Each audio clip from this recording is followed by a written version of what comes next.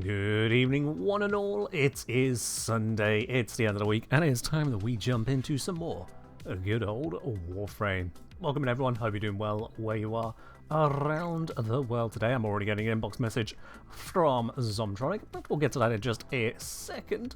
Yeah, I do see we have got some alerts going on. They're offering out an Orokin reactor and some former. And maybe we should get to those as well, because Zom, as much as you are ready to go, unless we actually have enough people around, we can't do it straight away. Because today, what I'd like to do is, first, say thank you to Petra. Get some Blue. Wait, not here.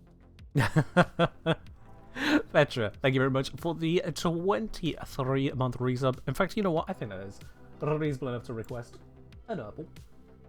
There you go. Thank you very much for the 23 months of support on the channel. Much appreciated as ever. In fact, next month you're going to upgrade your pot to a tier level 2. 2 year. One of those. Something 2. It'll be 2. Point is, 2 years is just a month away. Thank you very much, Petra. But yeah, what I'd like to test today is the Tauron strikes and see what shenanigans can be achieved with a couple of them when done in a group. But we'll come to that in just a moment once we got more people to actually make that happen with. Because, you know, we do need a full squad for it to really shine and get the most value out of such a test. There, Alsu. Miracle Raven up onto a 60 stream watch streak? Bloody hell, that is a lot. That means you haven't missed a single stream I have done in 20 weeks. Not bad. Not bad at all. Oh. Okay. Now, what I am wanting to test today is to do a little something with the VAZARIN Focus School Tauron Strike in particular. Because the Nidri Tauron Strike here, I'll be honest, I did somewhat overlook when I was first looking through them. Not hard to do, given that a lot of the options are not the greatest. Yeah, when you look at things like this, it's like, Vortex applies 100% status vulnerability to all enemies within it. Summon forth the staff to create a titanic splash of water. Becomes a lingering vortex. You know, I hear that and I'm thinking of Urades 4, and I'm like, okay, so we got some vortex enemies with a bit of status vulnerability. We'll eventually remove some overguard if they're within it. We'll get a bit of healing and it could revive people. Unique feature, but otherwise, yeah. Vortex lasts for 40 seconds. How good of a vortex can it be if they're going to give us it for 40 seconds? All that kind of stuff running through my mind. Conspicuously, this mentions nowhere the range of it, which is mildly frustrating. But I seem to have glossed over the last 3 lines here. 50% of damage dealt enemies caught in the vortex is also inflicted upon all enemies within it. Now, reading that, and thinking about a 20-second turned 40-second vortex, I'm expecting something that goes, well, it grabs a few enemies, and then those enemies are grabbed for up to 40 seconds, and you can damage them similar to a Chorus Strangledome. So it would be the grabbed enemies, because it says the enemies caught in the vortex. That is not what I've experienced. That is not what I have experienced. In fact, I would dare say I have experienced something a lot better. Now, to get started on this, until we can get a full group together, I am just going to quickly grab a Lavos here, just because Lavos is, you know, resilient and effective. Looks like we've got a couple people on a 60 stream watch streak. Why me? Andrew also on 20 weeks unbroken viewership. Beautiful. But yeah. Let's pop Lavos into this simple little survival here. Set to solo, that's the way we need it. Let's just basically bring out the survival because it'll get us the focus as quickly as we need it, and then with that focus I can demonstrate what I'm talking about here. I'll need to find a nice condensed room for this, and that is one of the downsides of all of my plan here. But you'll see, basically, you'll see.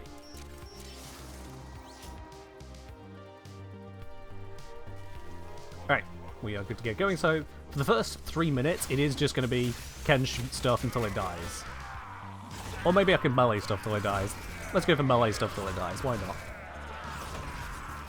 Subject found. Focus Orb number 1, I'm now at like 70% charge because of the initial charge plus the charge we pick up. Am I on Still Path? I am on Still Path. Good, good, good. Had to be certain. But I was only on a 6-stream streak. Ah, well, sometimes life does get in the way, but that's okay. It's not a challenge, it is simply a recognition for those who do make the time to be here. It doesn't mean that it's anything against those who can't make the time. It's just recognition and thanks for those who can. And choose to spend it here. Let's face it, Beryl Abe. Do we think any member of the community here is going to honestly and genuinely have issue with your support of the channel? Let's be real. Alright, so that Focus Orb has been fully consumed. I'm actually at about 80% charge, which is mildly frustrating that I basically just have to wait for that next Focus Orb anyway.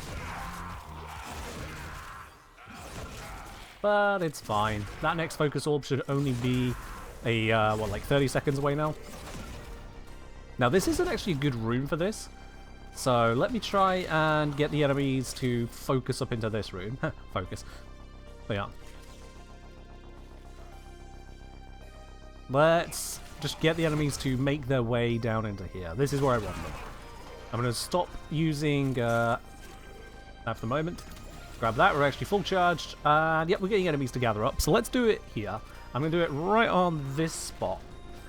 Now let's see, I think I need to be a few feet behind where I want it to land, so yeah, that's good enough.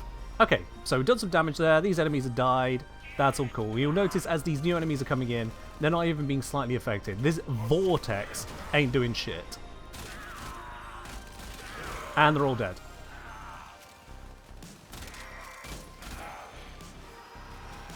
Everything that's inside the zone here, we can see a whole bunch of them. Yeah, and now they're all dead.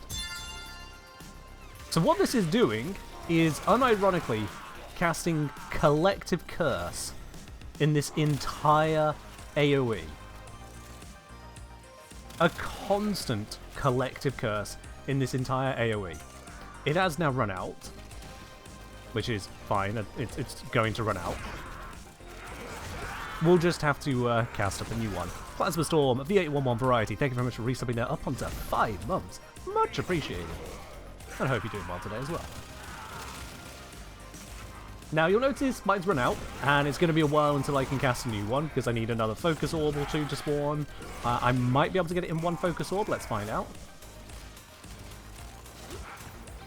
Alright, we got the Focus Orb, now I just need to get the kills in during this Focus Orb's duration to get this all to happen. I'm going to try again to have the enemies focused in this one area.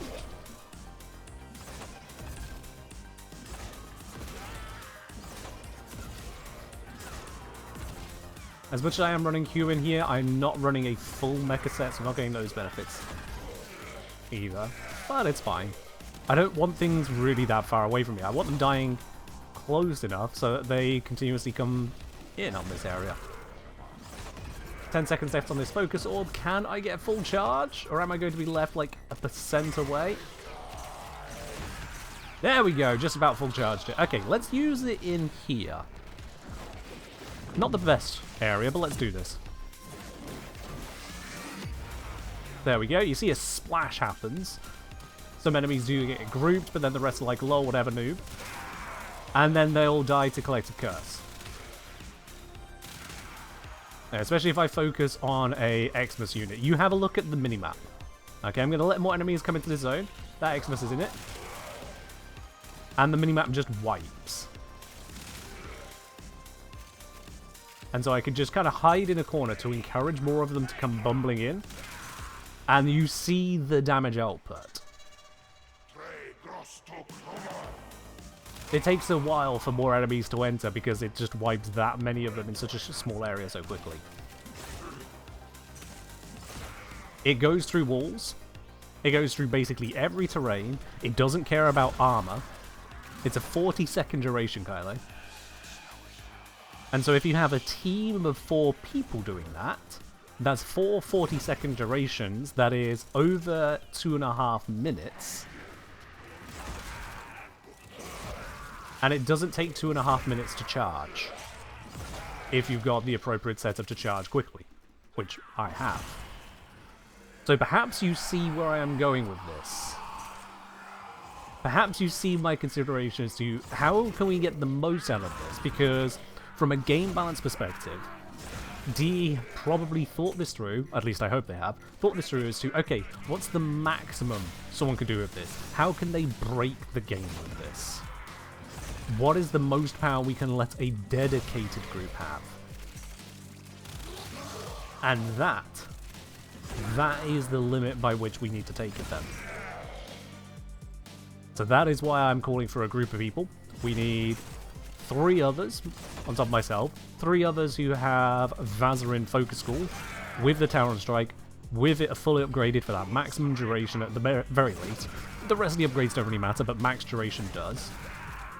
We needed to have all the initial charge buffs to get the casts as soon as possible, because that is the primary driver of it.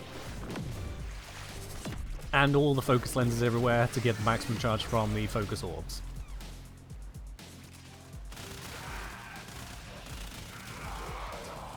By stacking everything, can it be enough to go, wow, this feels broken? My belief at the moment is the answer is no. I'll be quite honest with you, my belief at the moment is that we'll do a run with it, and do a run without it, and notice basically no difference in resource gain. But I am ready to be proven wrong. I'm ready to be proven wrong. Alright, so that one has expired again.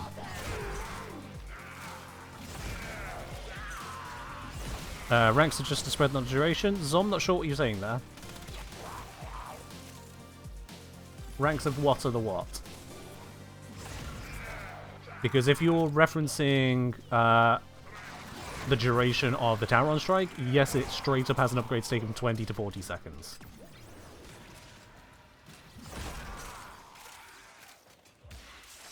No, I'm not sure what else you're referencing if not that.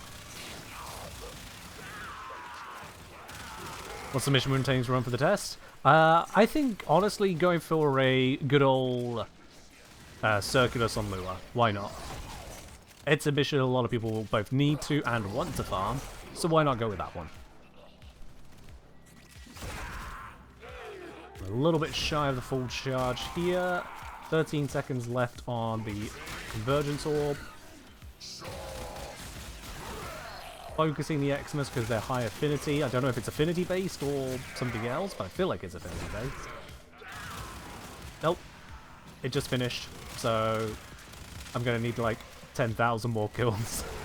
Oh, no, there it is. Okay, that was actually really convenient. But once again, we'll drop the hammer. No, plant the staff. Drop the hammer is another one. The initial damage happens, but we don't really care about that. We care about killing absolutely everything without being in line of sight of it. I'm just going to hold up in this little corner here. And you could see the damage numbers. You could see the effect on the minimap. No, my companion! Why is my companion running out there and causing problems? See, this is why Beast companions suck. The enemies would be pouring in to me if they weren't too busy fighting a dog. If it's affinity-based, do affinity boosters affect the charge rate anyway? I would assume no, but that is an assumption. Also, it's one of the game run out. You can see why I'm saying there are going to be limits on this.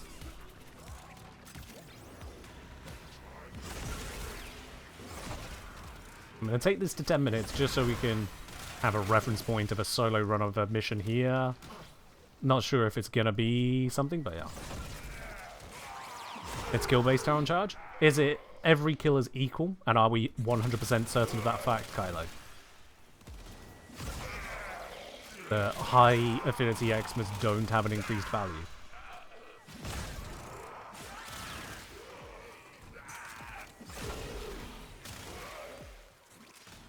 Is it 5,000 kills to charge it? Well, focus orbs, lenses, sure. Where's this 5,000 number coming from? Who's testing 5,000 kills and controlling for the other variables in the process? Or did Pablo tweet something and I didn't see it because I don't use Twitter that much? Alright. 10 minutes of stuff. Let's get out of here. Because then that's still 10 minutes regardless of the time taken to exit. Violence can sod off. I am trying to exit, not to fight. And I'm probably going to have to fight violence because he'll teleport me. Fine, you die as well. Now I can leave.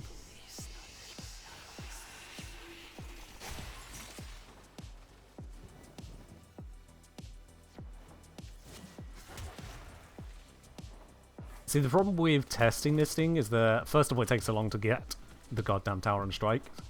Second, it takes a while to find a use case for them to want to test around. And third, it then takes a while to charge just to even see what's happening. Which is a lot.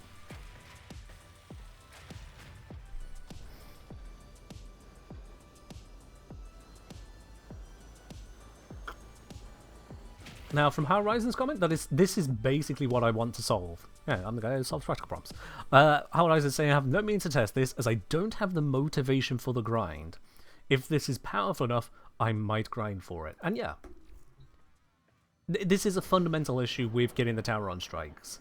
Because it takes a few hours of Peril to Rebellion to get one strike. And Peril to Rebellion isn't a bad mode in itself. It is an enjoyable mode.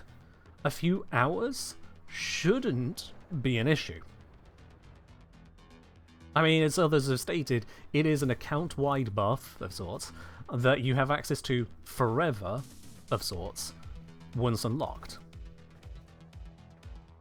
But it's a lot to get there. Saying, according to Wiki, it's 5,000 kills, aka 0.02% per kill, plus 10% per lens. Okay, well, it's not quite plus 10% per lens. We went over that before now, but... Alright, so something with the way that it shows the charge rate. Yeah, Tauron Strike charges 41.2% faster, affected by mods, but I don't have a mod to affect that. And that doesn't affect it. Affected by mods and affected by number of focus lenses equipped. I have 1 there. 2, 3, 4, 5. Not affected, not affected.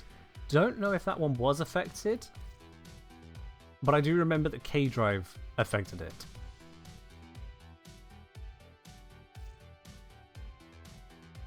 I'm aware, Zum. I'm aware.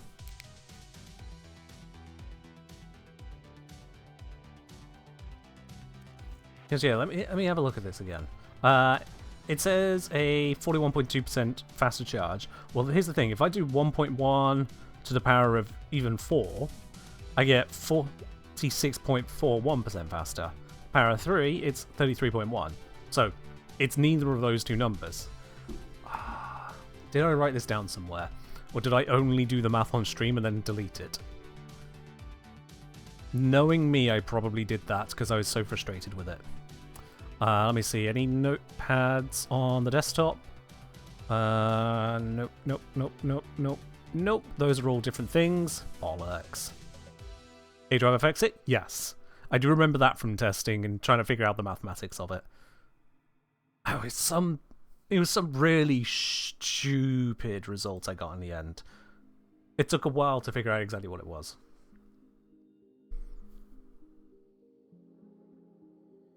It really did take a while, but it turns out that if we do indeed get actually 10% faster charging per lens, then the information that is shown here, Tauron Strike charges 41.2% faster, is incorrect. I think I remember it coming out to this value represents such a hilariously pointless metric as to not have been worth calculating. Which was bleh. As I'll say, I thought K-Drive affecting it was an Arsenal bug. Well, that is also part of the issues, is that if it is affecting it or not, we have basically no real feedback. We just don't.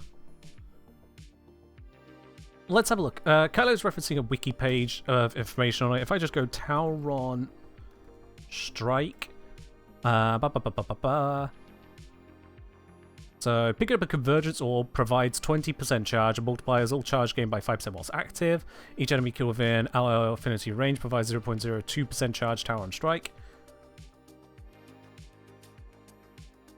No link to any sources on that, so we just have to take it that people have appropriately checked it. Lens bonuses is apparently... Yeah, lens bonuses, they add together and then it's 1 plus your final X% bonus. So 3 lenses takes from 0.02 to 0.026 is what Wiki says. Convergence Orb will be 20 goes up to 26%. Yada yada yada. So in this case, if the lenses are adding together, 41.2% makes, well, basically no sense, right? Because if one lens makes it 10% faster, 2 lenses make it 20% faster, how are we getting 41.2? If I go 1 divided by 1.412, comes out to 70.8? Nope. 0.708, yeah. I'd have to find my own stream replay to find the mathematics on that, because I don't want to run those numbers again, to be quite honest. That was frustrating as hell to figure out, and it's weirder still that I'm seeing absolutely nothing of it mentioned on the wiki, but the wiki does mention that arc gun and K-drive affects it. So someone said, wasn't it a bug? Zom. I'm going to need a source on that. Just like the wiki needs a source on it. Well, the wiki can be based on the sources. It shows a change in the arsenal, because it's 41.2 at the moment. If I go through to here, de-equip my K-drive by swapping to the non-lensed one. Fun fact, if you have only one K-drive, you can't de-equip it. Now I go back in here, and we see it says 37.5. Down from, what was it, 41.2. So...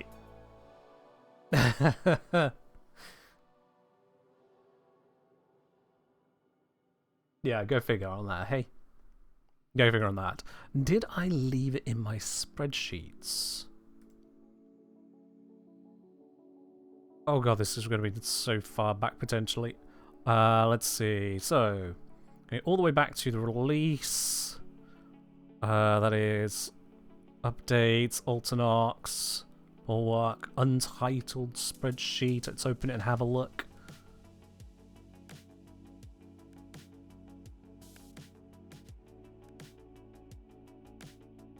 No.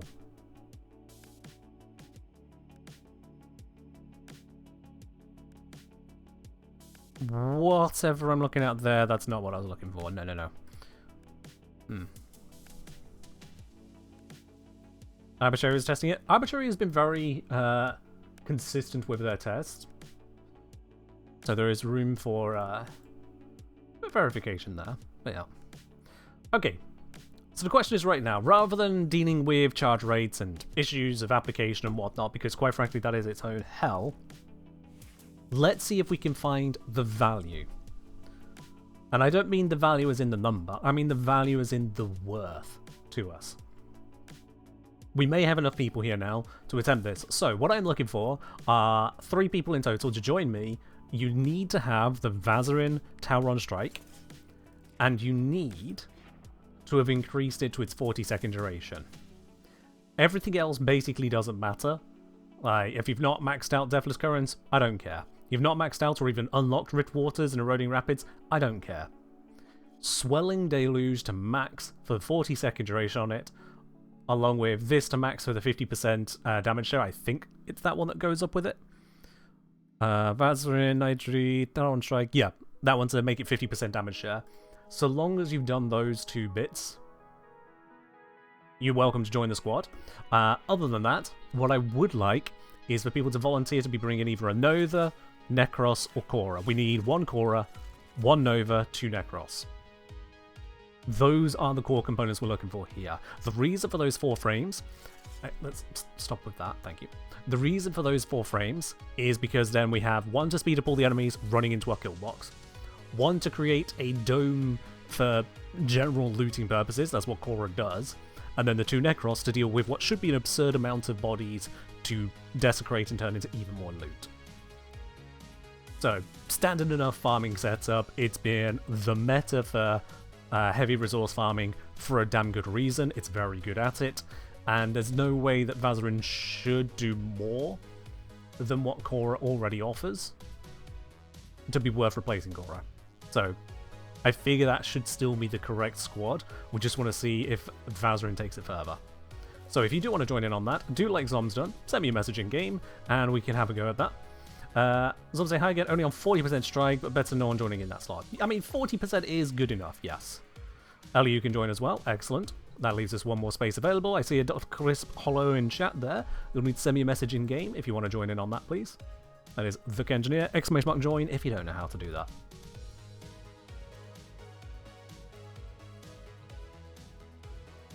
Alright. If Crispy is offering a Nova, Zom is running a Korra. That's already set up, so that leaves Elio and myself on Necros. Bonded. And yeah, Necros doesn't need to be anything particularly impressive. Like, all you really need for a Necros setup is don't die, despoil everything. Jobs are good. Hello, Mantis. Things are going well. We're about to get into the meat of a test here.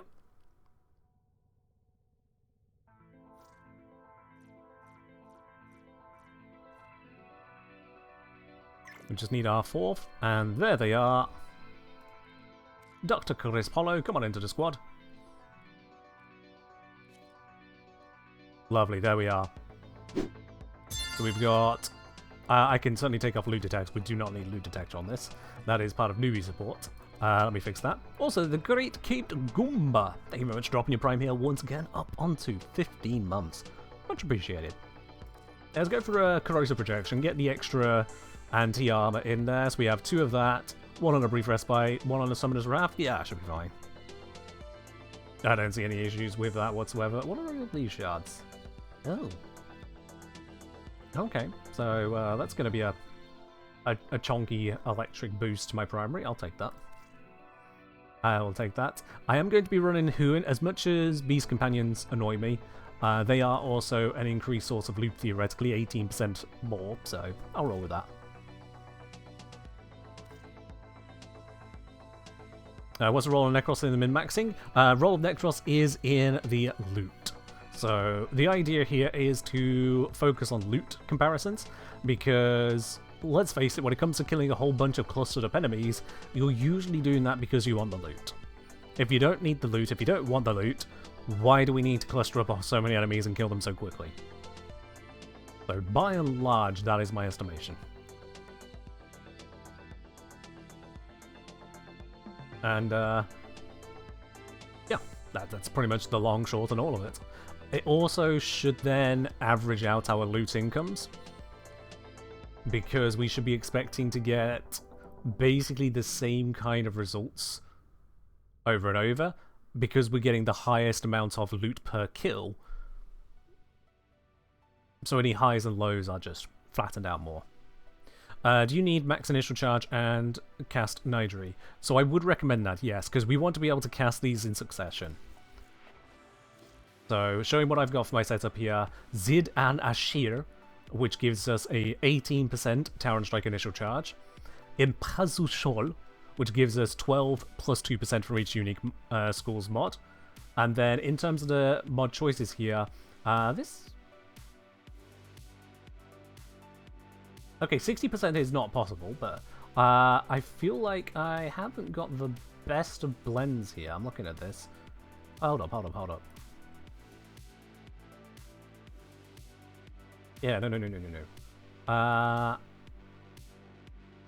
Because I'm not going to be using the amps anyway, getting an extra percentage point or 2 here would be a nice idea. So I think...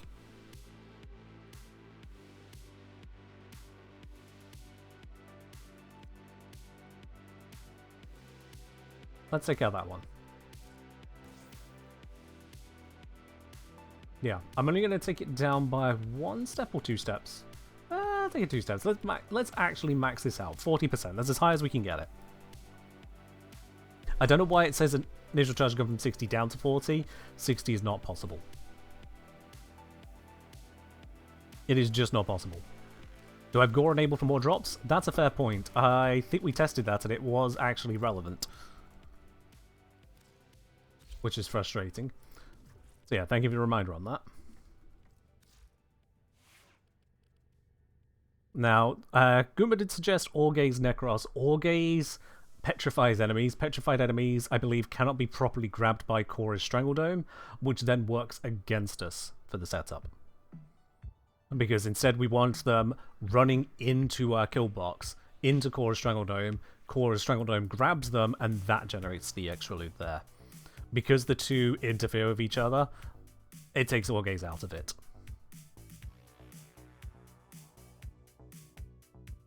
American Primate say, I'm new to modding my frames and realize I'm locked into my former choices. Do you have an in-depth video explaining the best way to mod? I do have various guides to various Warframes and to various weapons. !catalog for an easy to browse catalog of all the videos that I have done so far. So you can pick through those at your leisure. When it comes to the quote-unquote correct way to mod things, there is no one answer. So if you ever come across a video that says, oh, this is the one way to format everything ever, make sure you do not listen to anything that person has to say forever in the future. They clearly don't know what they're talking about. Host score settings say priority? Not certain on that. Not certain. This game gets a bit weird with settings, I'll be honest. And it's something I've kind of avoided testing.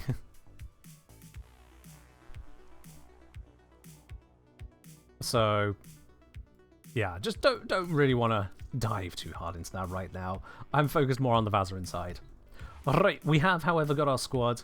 Everyone's got their weapons, everyone's got their frames, everyone's got their Tauron strikes. That should all be good.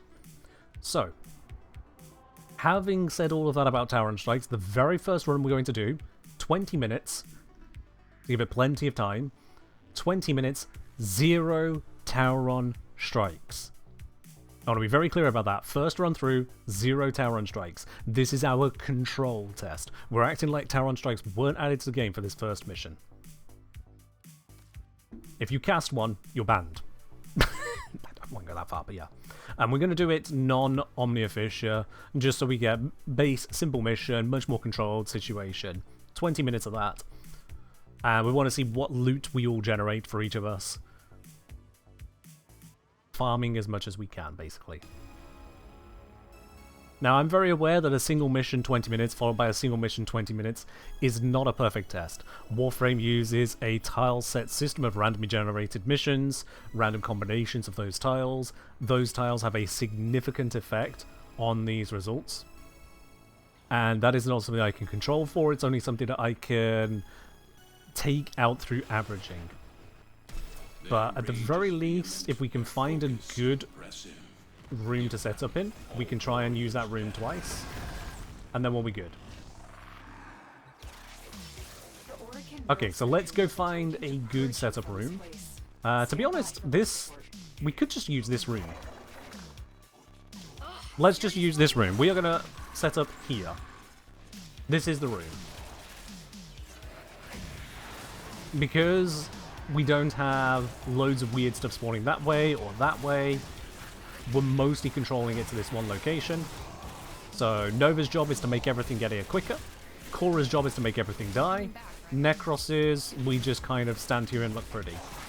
So Ellie, you don't need to grab that focus orb right now. The whole point is focus orbs and Tauron strikes don't exist. Just loot exists.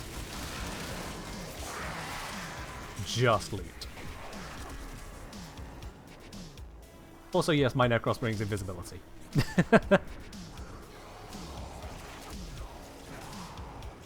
Because if we're invisible, the enemies spend more time getting to us and less time shooting us at a distance. Any defense mission like Hydron would love this, only if it's useful. Only if it's useful. You gotta remember, we have a lot of AoE options these days.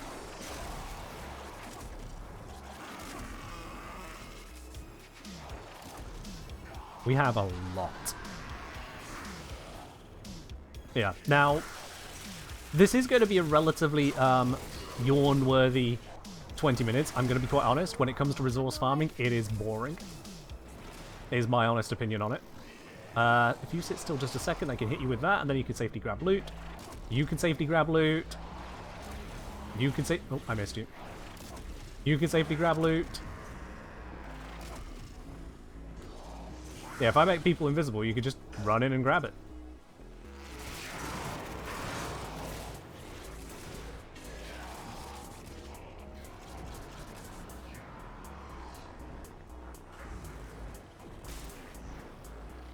Actually, you know what? We're going to take this to 10 minutes. I am going to get very, very bored of being Necros for 10 minutes. As much as it is optimization, we're optimizing it for testing purposes. Some people love doing super, super long runs of not much. It kills me. It genuinely kills me inside.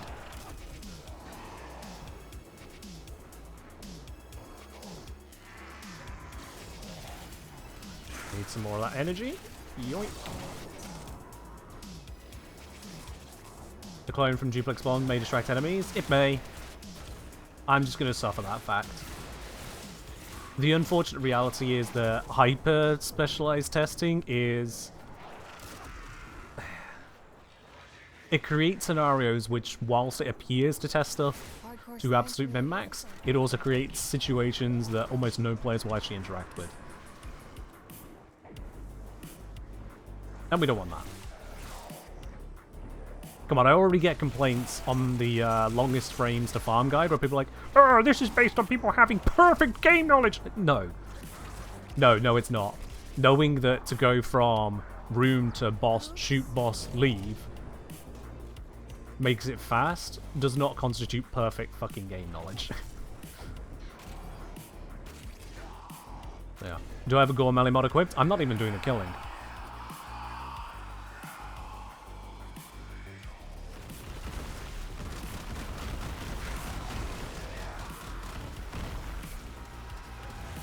I have no damage stacks.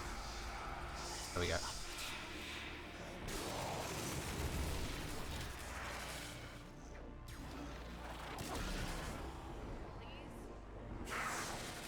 But yeah, ultra optimized setups where everything is absolutely perfect honestly just falls down to the fact that people aren't perfect. If one or two people here or there, one or two squads, can absolutely nail perfection on farming, well, good for them. Quite honestly, good for them. For everyone else, I'm more using this as a way to get an idea as to what's possible. Welcome in, Sub and Tomate. What is being tested right now is we're running a mission without Tauron strikes to get a baseline of resource income using a hard farming squad. That is double Necros plus a Nova plus a Cora.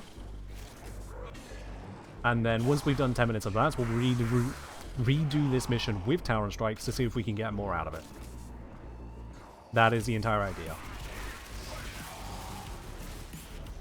I suspect we won't, is the honest answer. I suspect the kills per minute and resources per minute will be the same, within acceptable variation.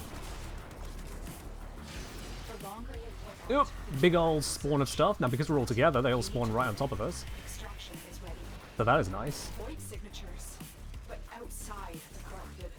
Also, all y'all at the back, make sure you are regularly grabbing those resources. We will be hitting the resource caps, so regularly grab new.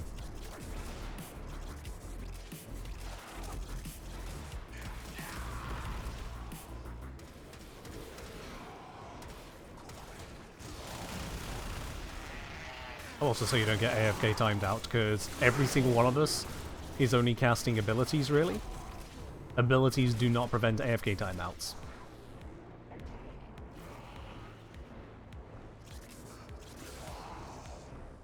The things you have to worry about when hard farming a mission.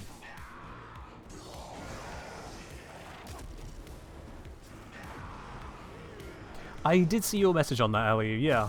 On the community post. It is still interesting to me, the number of people that have serious disdain for Equinox's farm. Like it is the worst thing since... honestly, I don't have a sense to give it. Just, it's a horrible thing. Yeah, a lot of people have a bad experience with it. That bad experience mostly comes down to, honestly, the mission just sucks.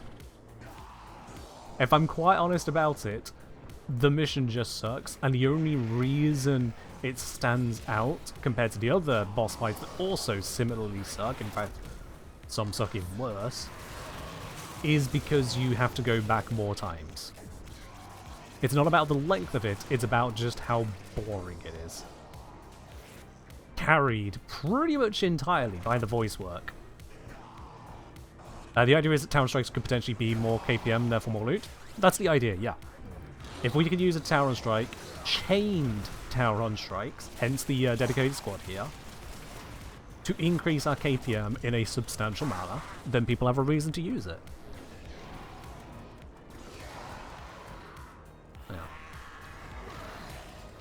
Yeah, in terms of how sure the Equinox farm actually is, I did it on stream not long ago, just as something to do at the end of the stream.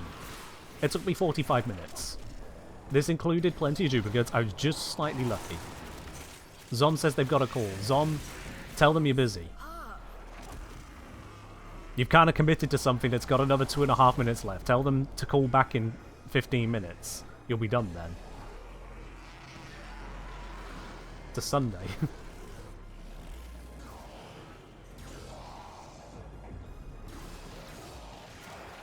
Just hand out some more invis zones, why not? Everyone loves invisibility, right? You pull the loot, slide back in.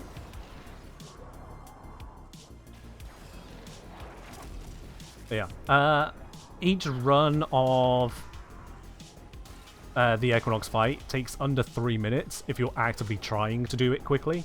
And when I say actively trying to do it quickly, I'm not saying you need to bring a Burst and Prime Incarnate with a Ribbon mod. I'm saying I took a minimally modded Wukong, which you can get from a goddamn clan dojo, and I combined that with a Vaycor Heck with modest modding as well, and I did it in under 3 minutes. If it takes you longer than 3 minutes to do the mission, it's because you're not trying to do it quick enough, that's all. But it's boring. Of that 3 minutes, you spend a chunk of it loading in, a chunk of it loading out, a chunk of it waiting for the Mannix to stop teleporting around, a chunk of it waiting for Tile Rega to stop dicking around and blowing up his arena bit by bit. The actual time you spend interacting is minimal. And so it feels sucky. Also, just occasionally you get an underwater travel segment and everyone hates those. A reminder to those of you who are in the farming squad, at 10 minutes, we will be extracting. So once that timer hits exactly 10 minutes, we'll kill the Thraxus spawn and then beeline straight to the exit. No more killing along the way. 10 minutes, kill Thrax, leave. Everyone Gucci? I'm going to presume so.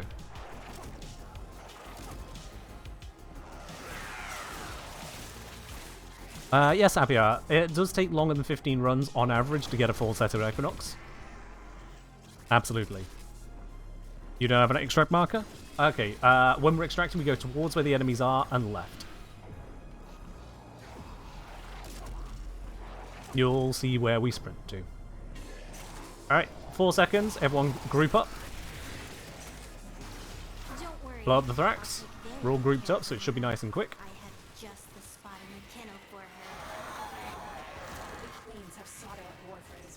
Alright, that's everything. Let's get out. To present them with yours. We cannot let the worm have Varuna. Hiding Luna in the void Turning left. I think. Oh wait, nope. My marker shifted. It's not left, it's up. These void-stained enemies. Tenno, if you have a necromech, this would be an excellent place to deploy it. Honestly, Lotus, we don't really need the necromechs here. It's good.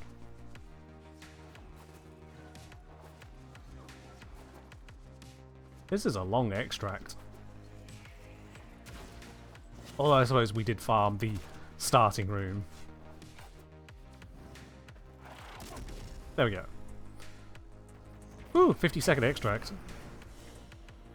What did the test result in? You'll find out once we finish the test, Moon. We haven't finished it. We're halfway through the test. How did I even get 5% damage dealt? No matter. Alright then. Grabbing notepad on second screen. Total kills in 10 mins was 57 plus 89 plus 11 plus 1019, which is, let's see, 1119 plus 57. It's 1116 plus, sorry, 1122 plus 60. Is it? No, 1116 plus 60. It's 1176, yeah. And total resources. Let's have a look. So,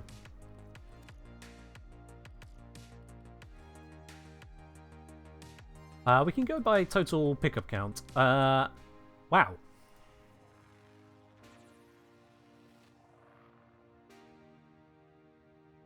So do pickup counts include energy orbs? Because Zom would have needed like 1,000,000 energy orbs.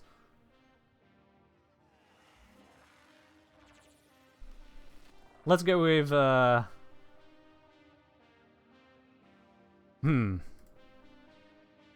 Yeah, let's go with actual resources then. Pickup count is problematic for this. I suppose upgrades received. We are on the level that... Oh, everyone else got one more mod than me. There we are. Oh yeah, for those of you who can't see because camera, sorry, that's everyone. Yeah, Zom got 3,538 pickups compared to my 1,357. But we'll go with the mods. The mods is a good metric for this. One, because it's the same for everyone. Two, because it is based on the actual drops from kills. Because if we are getting enhanced kills, i.e. Zom's Strangle Dome, and then the 2 Necros, our Despoil and Desecrate, is actually increased in the drops from those enemies, we'll see more mods per enemy than if they aren't having that effect.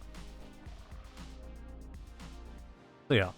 Total mods 113 out of, what was that, 1,176 kills? I'm just going to double check that. Yeah, 1,176 kills. Pretty cool. Pretty cool. So we're going to try and do that same thing again. Now, in terms of how we're going to do the VAZARIN strikes, the rotation is going to be the number that we have in the mission screen. So I'm host, I will be number 1. Whoever is number 2 will go after me. Number 3 after that. Number 4 after that. And the way we're going to do that is when you cast your Tauron strike, you give your number in chat. So I'll put 1 into the in-game chat. That way then, it's a nice easy track. We could just see, okay, what's the latest number in the chat? Ah, well, the latest number is 1, so the next person should be number 2. Very easy to keep track of, that is my idea. And throughout the mission, because we'll be each casting it once every 160 seconds, theoretically, we're each only going to be casting it like 3 to 4 times. So it's not going to be a long thing to keep track of. So everyone in squad, if that makes sense to you, just give me a yes or X or something in the squad chat to let me know you were fully on board with that. This is also if we test that Zoms have their call. How long to the previous person? Once you see it expire. I'm hoping it should be pretty visibly obvious when it expires. It's 40 seconds between cast, but because there's no very easy way to keep track of that 40 seconds, I'm hoping it should be visually obvious.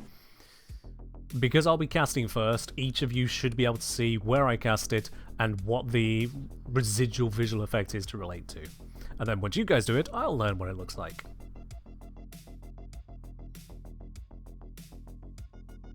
So we just need to make sure that Zom is actually not stuck on a phone call with someone deciding that this hour on a Sunday is the right time to grab them. Zom says they should be able to do that. Good. Alright then, let's do this.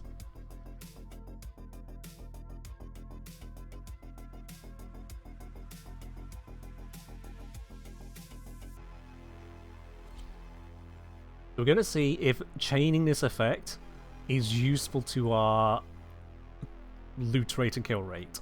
And I think to that effect, casting it in the middle of the dome is the way.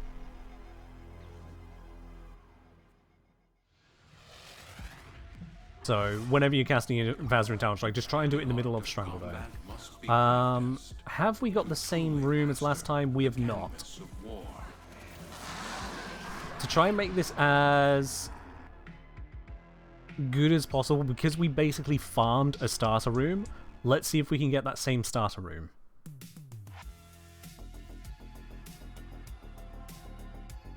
That should, theoretically, be easy enough to pull off. It should only take us a few retries here. I'm not saying it's the best starter room, I'm saying it's the one we tested. Just to be clear on that.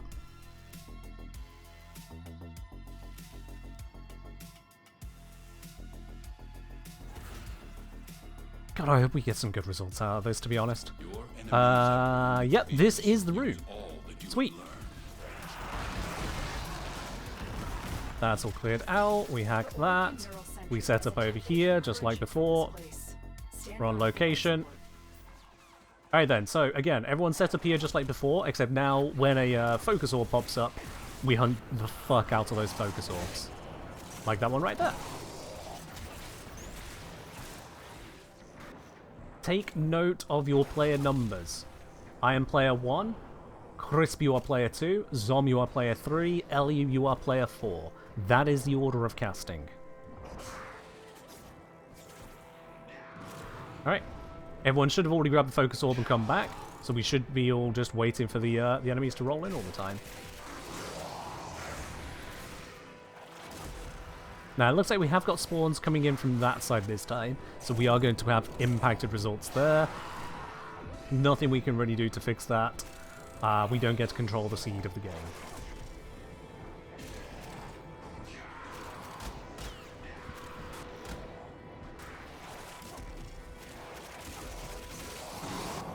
With this many kills, we should be keeping up on resource rates, everything related to it, just fine enough. Oh, don't forget to use... I must have accidentally overspent.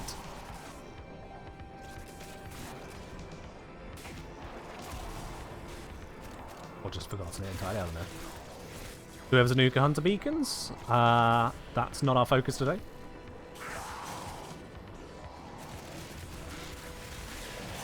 Bouncing in, grab the loot, bounce out. And just keeping an eye for that focus orb. We should all be on about 80% charge at the moment.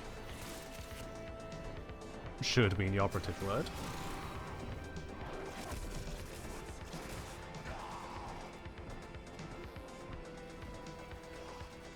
Chris was on 50%. Chris, how could you be on 50%?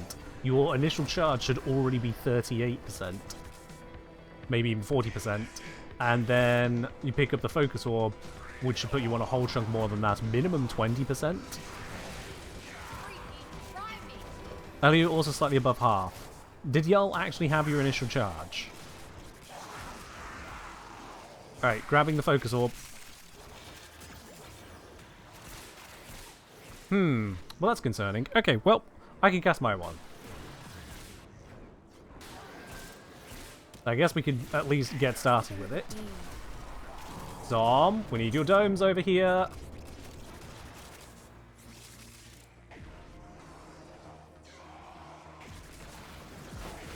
Alright, let's get this started.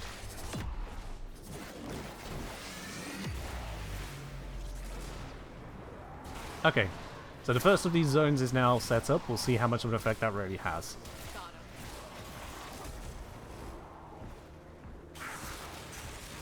Make sure to grab the resources. We have got double-sided resources. Sorry, yes, one. Yeah.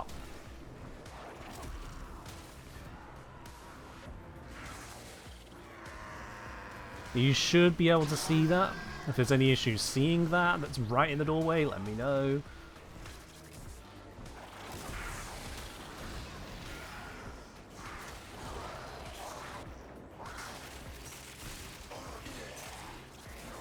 Okay. Hi.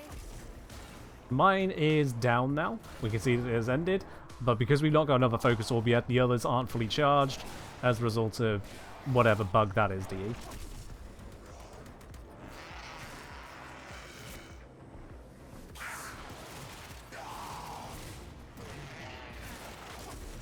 Are you charged? Okay. You're not next in the line.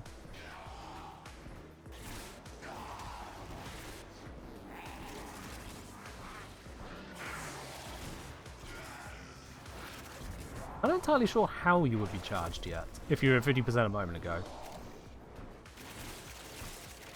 Unless I'm just missing where people are at.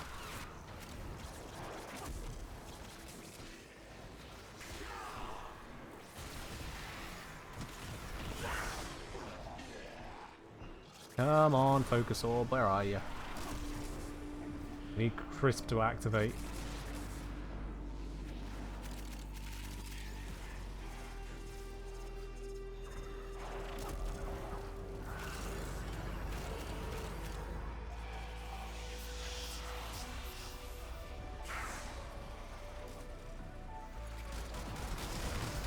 Up with this. Alright, crisp is activated here. So there we go. Beautiful. It is very visible, so that is good. We can see the radius it's affecting, so everything within that radius is now collective cursed. Although it doesn't seem to affect these guys in their spectral forms. Spectral forms are not collective cursed.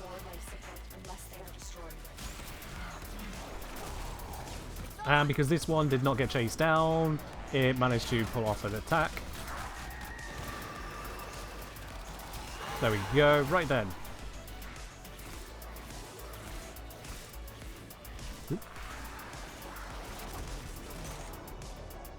Are we using the same Tauron strikes? Yes, we are. Okay, this Tauron strike is down. 3, go. Zom, zom, zom.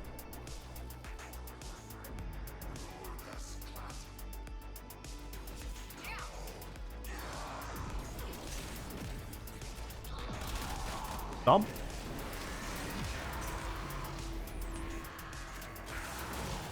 There it is. Excellent. Oh, it's very violently pink. I keep on recasting my 3. Oops. Once this pink aura of absolute eye bleed is down, we'll see the next. You don't see the staff? Oh, I can see other people's staff. I guess you're just looking at it wrong.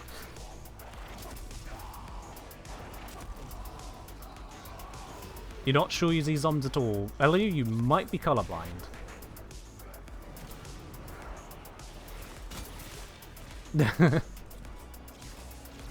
Alright, 4, Eliu, go, go, go, Eliu.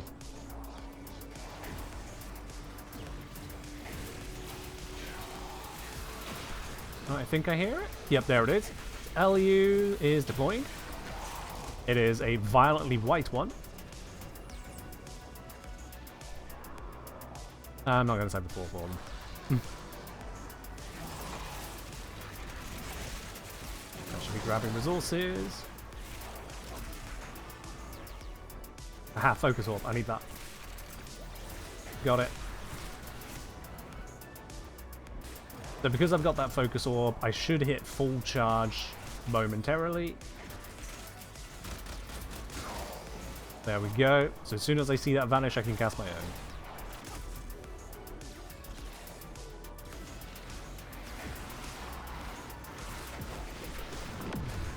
I can type it during the animation. There we are. For those of you just tuning in, we're typing the number of what number we are in squad, so that the next person knows when it's their turn to cast, because they could just refer to chat to see who's the last one who went.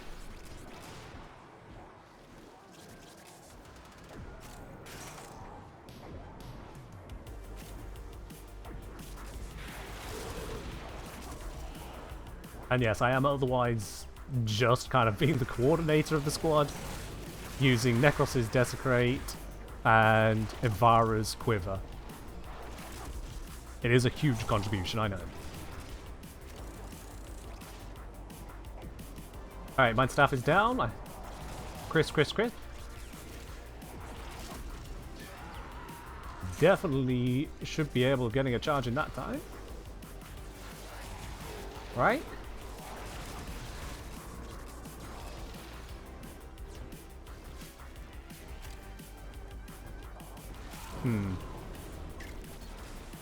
I don't think we're here, but okay. Not yet. Yeah, I want to look like me too. Okay, well this is a problem. Because by all theory, people should be able to charge in time, but we're not charging in time.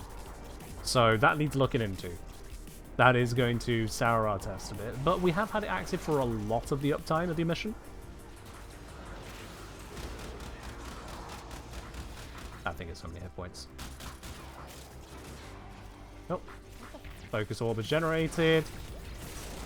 Yeah, I'm now at 80% charge. 85 it says, actually.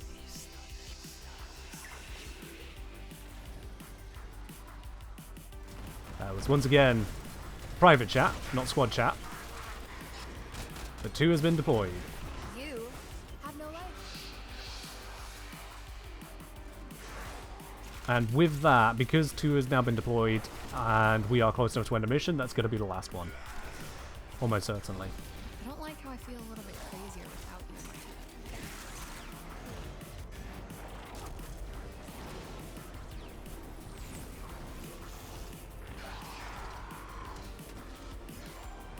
There we are, I'm fully charged. We just had to finish. The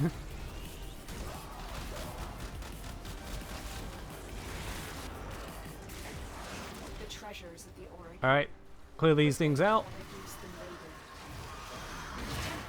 The void has summoned a new presence and it craves our life support. Destroy these And manifestations. exit, everyone exit. Go. We'll look further into this in a moment. If you have a necromech, this would be an excellent place to deploy it.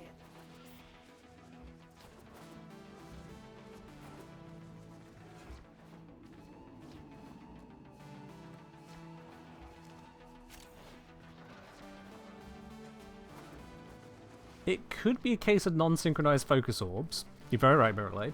I do see people pick up the same focus orb in missions, but then what causes them to trigger and when could be more complicated.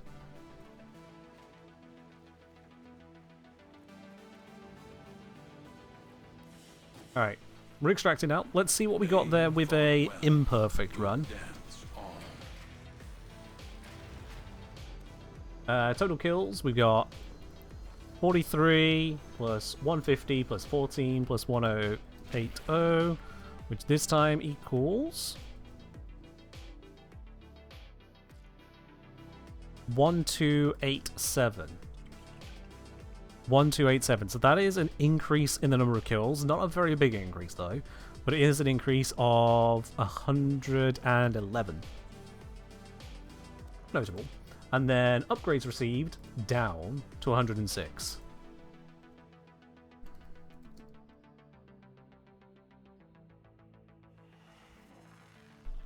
So we actually got fewer mods, which means fewer enemies looted, is the expectation there, not accounting for mod drop rates.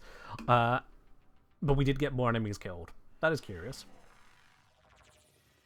But again, that was an imperfect test due to not having the focus up all the time. So we're going to give that another try, assuming that everyone here is good for another try.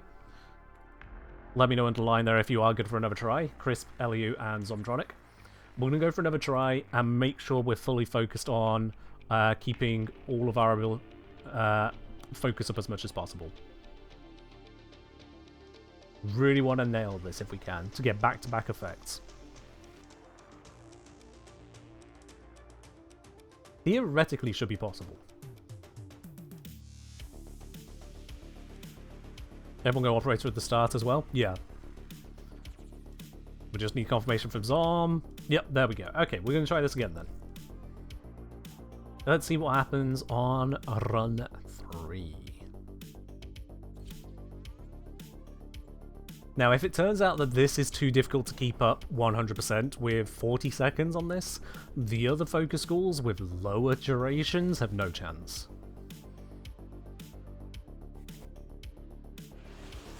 Just going to see what we can get out of this. Alright, so everyone use your operator. Make sure you've gone into operator mode, because that'll basically make sure that your initial charge is there. And before we start, has everyone got their initial charge?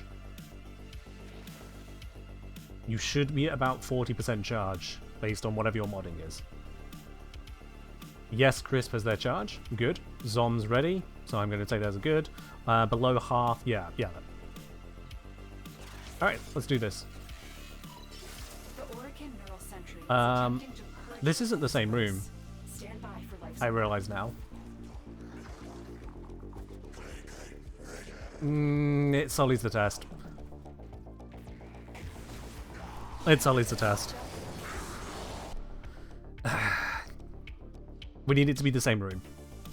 At least we know that the initial charge should be working, so done that test. So I'm just going to load and make sure we get the same room. It's frustrating, but it is necessary to try and limit the ways this can go wrong. Because, like, that little difference in the room there on the previous mission could even account for that roughly 10% increase in kills we got.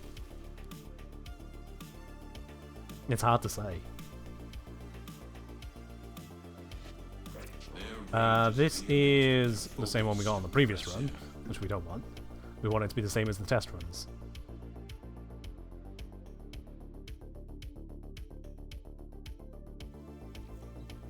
Let's try that again.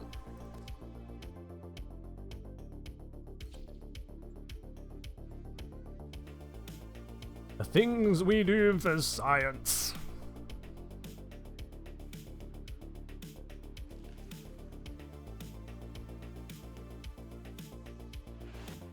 Their rage is Nope. vehement, their focus impressive. We try again.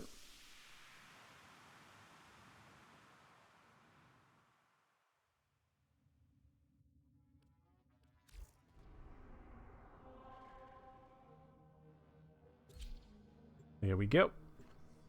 Everyone's getting incrementally faster at accepting the repeat mission.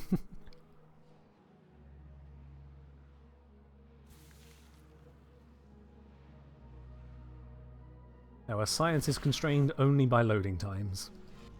The art of Nope. combat must be practiced. To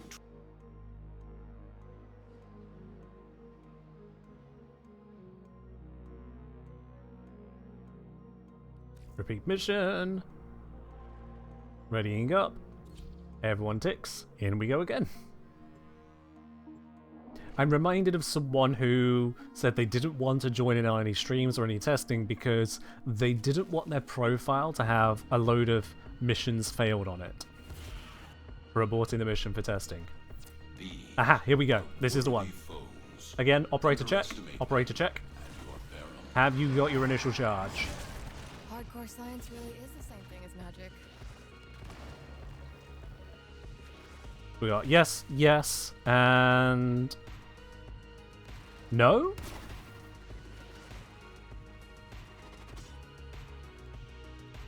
No. Well, that's...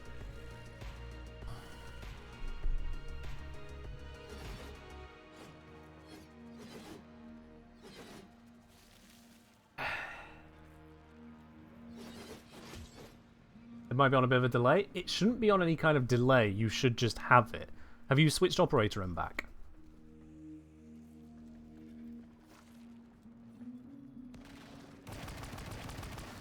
Mm-hmm. Woo! Eternalism.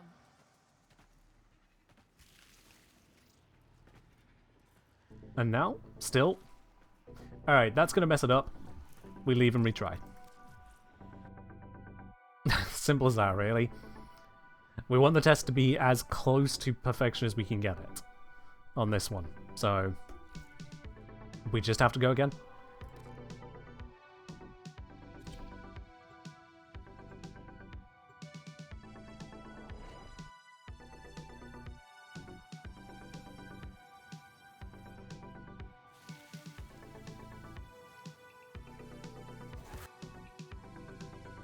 each enemy is Wrong more room. powerful than before.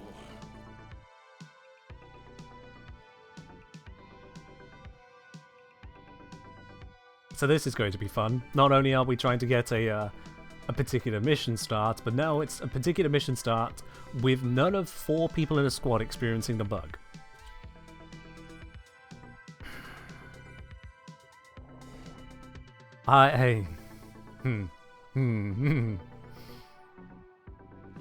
Happy thoughts. Your Ow, enemies blinding have light. fierce, Nope. use all Wait. It's the same thing as magic. Is this the same room? Same room with a different... Oh yeah, same room, same room. Okay. Operator check, operator check. Has everyone got their starting charge? Yep, yep, and yep. Yes! Okay, right then. Here's our room.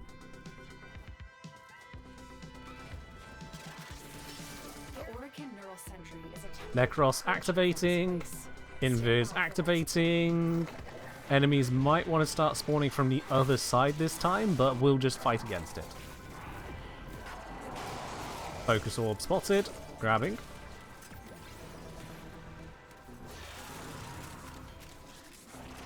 Everyone grabbing their focus orb ASAP.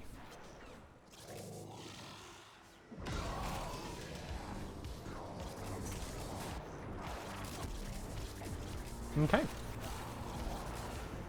But this time then, everyone should now be on 75% charge and climbing. We've still got another 20 seconds left on the timer.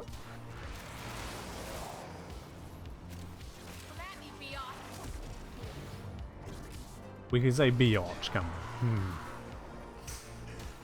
Ah, dear, dear, dear.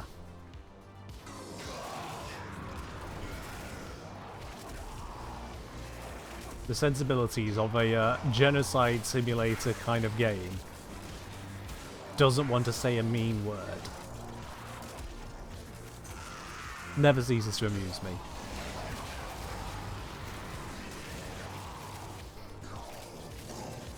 Alright, I am at about 85% charge, which is pretty nice. Let me help with destroying those for people. There we go.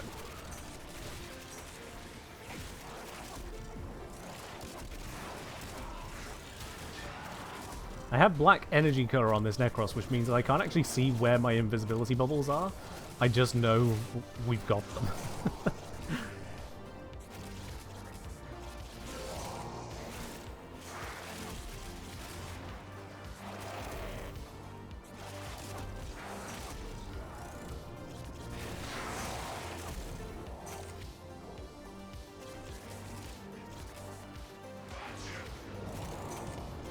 Action? What do you mean action? I ain't fully charged yet. I don't see an orb yet.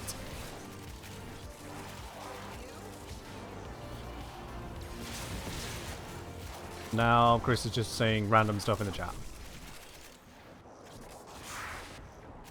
Sadu is not a word.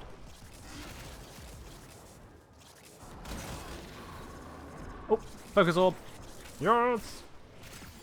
Alright then, I've got my first one. Let's cast it in the middle of all of this lot.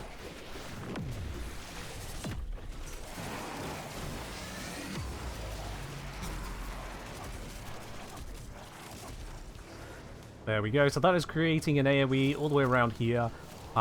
Because we got enemies coming in from 3 directions is why I've kind of centralized it. Reminder of those of you who don't know what this effect is doing, basically it is an AoE through walls collective curse. I don't know if that actually uses their damage, like, you know, allies, or if they see their own getting redirected. I don't actually know how that works in terms of visibility, but it does seem to be in full effect. Get ready, Crisp. It should be about to run out. Crisp, go ahead. Fire 2, fire, fire.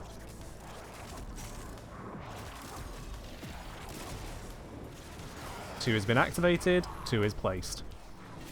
Double the downtime, honestly not a concern for testing purposes.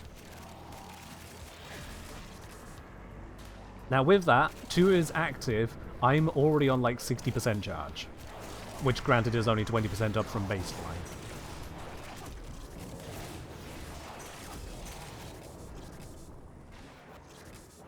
It should mean we should be able to chain these.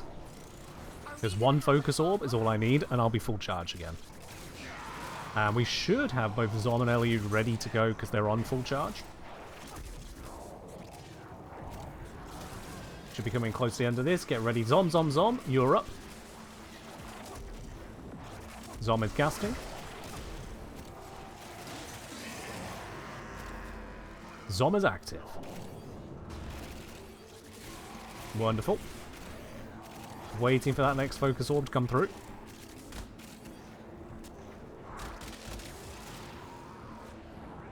Should be occasional things in the game remembers I exist. I see Focus Orb. Don't know if everyone else sees the same, but I see it. Let's see. People are jumping the same direction, so I'm going to assume they can see it.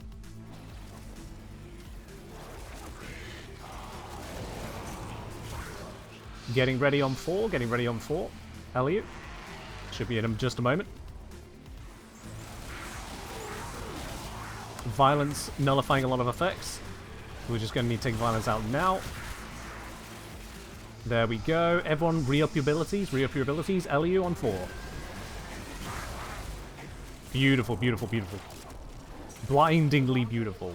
The deeper I can search, but we need to be extraction as well.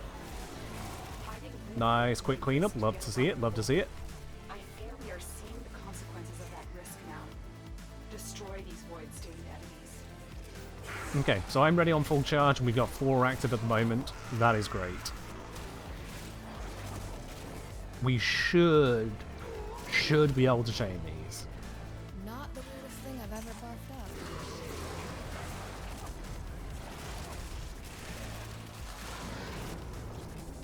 There we go. Casting mine.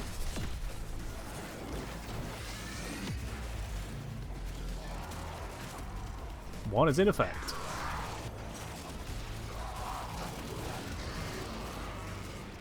Going to grab all upgrades.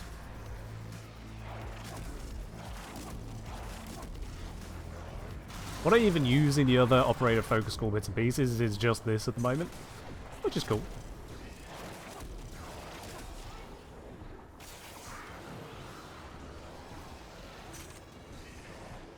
Do I have a timer visible on it? Could be a great place for an in-world timer, not gonna lie. Just a ring around the base or something. But, yeah. Alright, 2. Crisp, crisp, crisp. Go ahead and fire.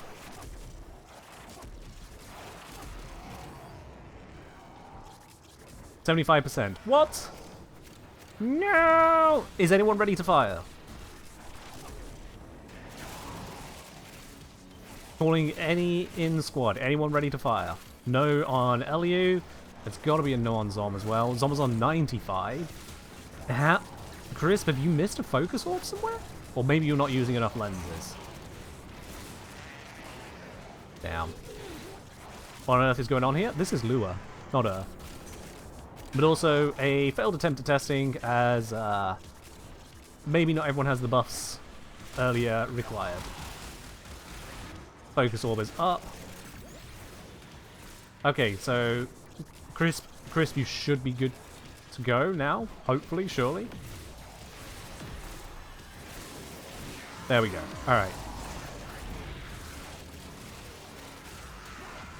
We'll check afterwards what Crisp is running.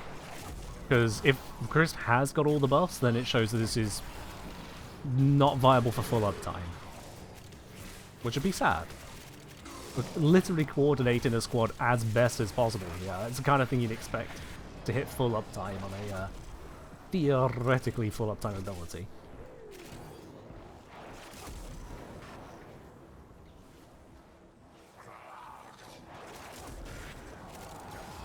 Everything is lens. We'll see what your percentage is later. We'll see how everything is. Okay, next one. Zom. Zom's already on it. Beautiful. Love that attentiveness.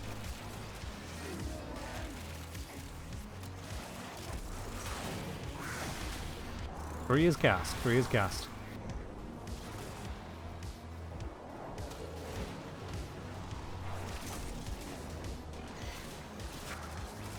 There is a possibility that it's booster based. Whilst we're running this here, everyone in the squad, sound off. Do you have an affinity booster?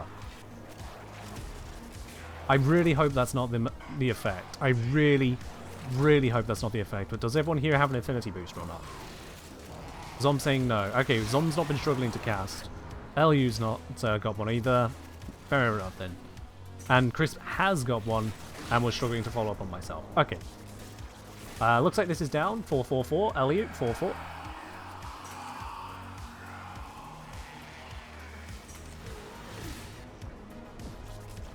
Dude, I can't believe you got to study basics.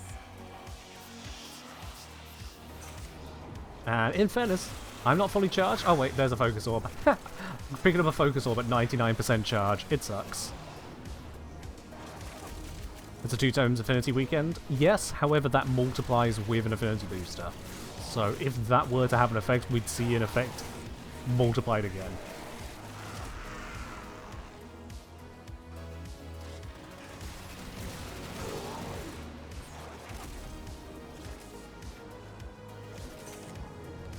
Could I maybe run some tests on you sometime?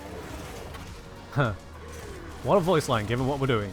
Alright, that last one's gone down. I'm going to cast mine. It's only going to be relevant for the next 10 seconds, but I'm casting it anyway.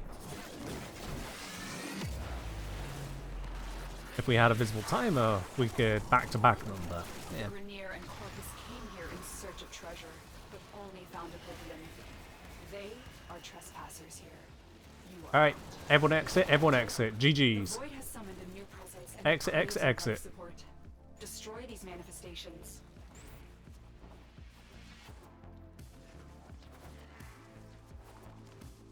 Tenno, if you have a necromech, this would be an excellent place to deploy it. Couldn't care less, Lotus. Couldn't care less.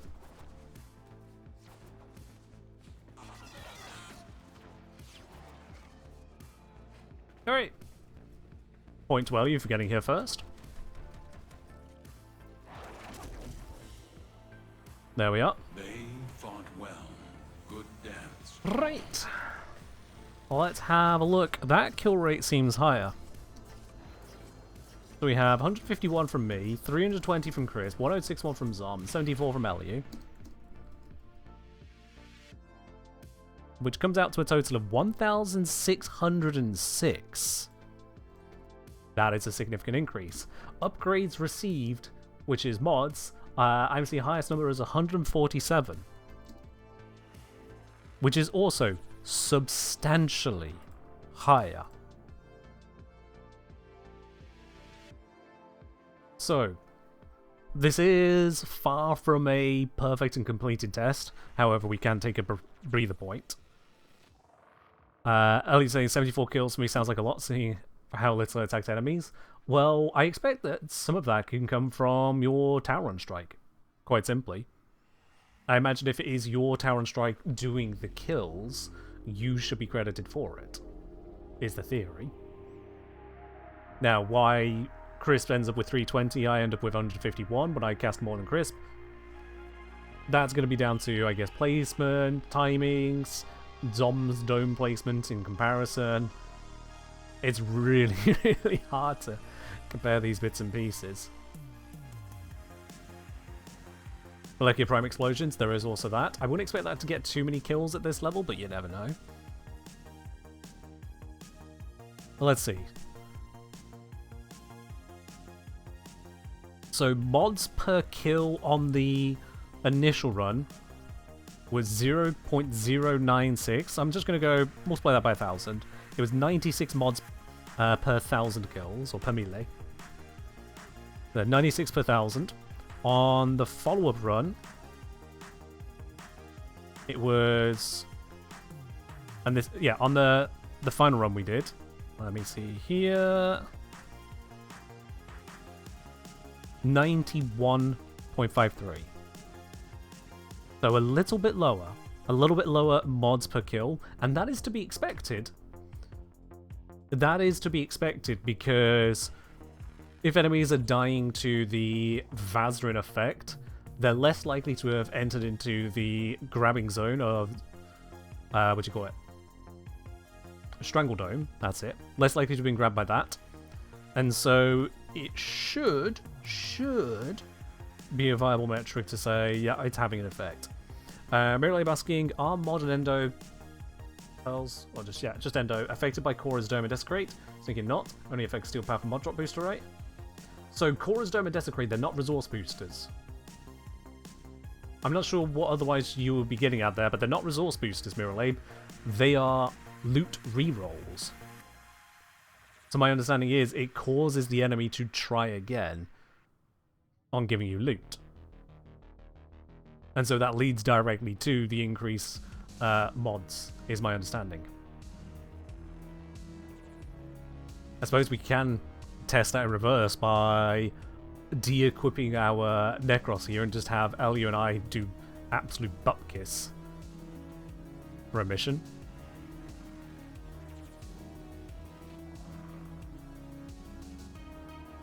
But in any case, what we are seeing is in the same ballpark of mods per kill, just a little bit lower, which is to be expected, but the kills went from 1176 to 1606.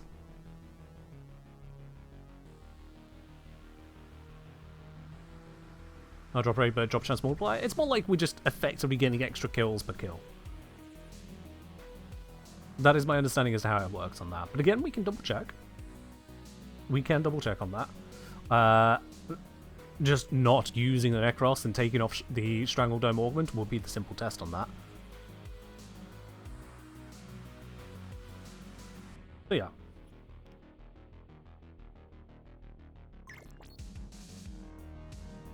Hello, why am I getting a random message? Don't do that. Whoever you are, don't do that. You don't need to. Whatever test you're doing, you don't need to do that. Okay. Good God, Zom had 6,290 pickups during that mission. That is stupid. 10-minute mission. 10-minute mission. That's 600 seconds of mission time. And Zom managed to pick up more than 10 items per second. That's dumb. Here's Dirty Badger. Alright. Let's roll it back. Just to first of all check if the Necros and Korra setup is having an effect on the mod drops.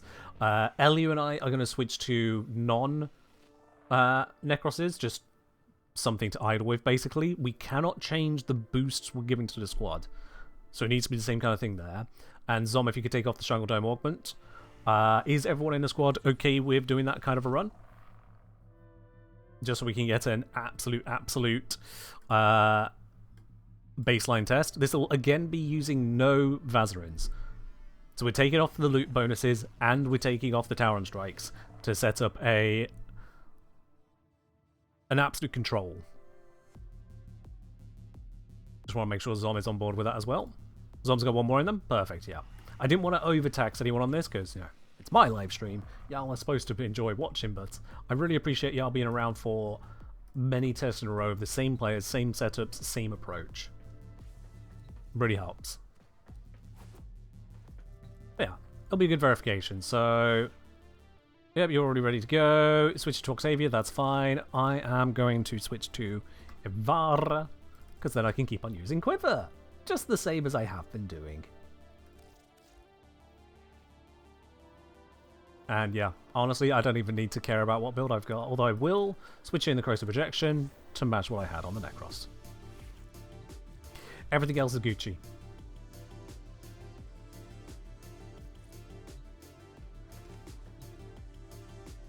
Everything else doesn't matter how it is. If nothing else, this will verify once and for all whether mods are affected or not. In the modern era, you don't need to worry about past patches, any changes.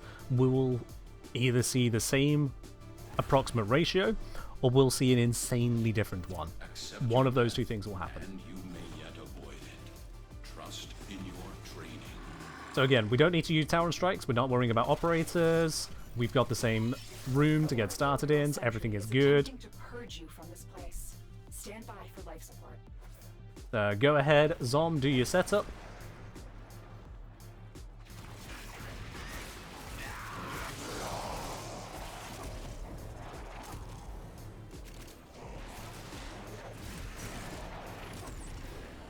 And yeah, simple as that. Now this one I do use the yellow energy color rather than the black that I have on Necros. So that's gonna have some small effect, I'm sure. I just need to remember to regularly grab loot. Otherwise, yeah, I'm not gonna have a lot to do for the next 10 minutes. Not gonna have a lot to do. This isn't a very high range on Ivara, so it's fine. Hello there, Clash Boy.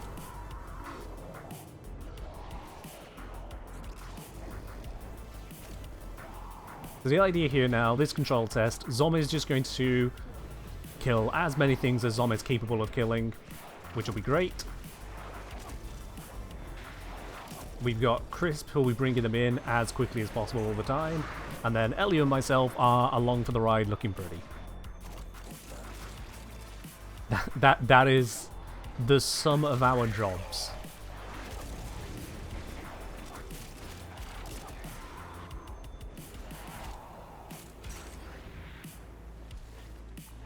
It's not fancy.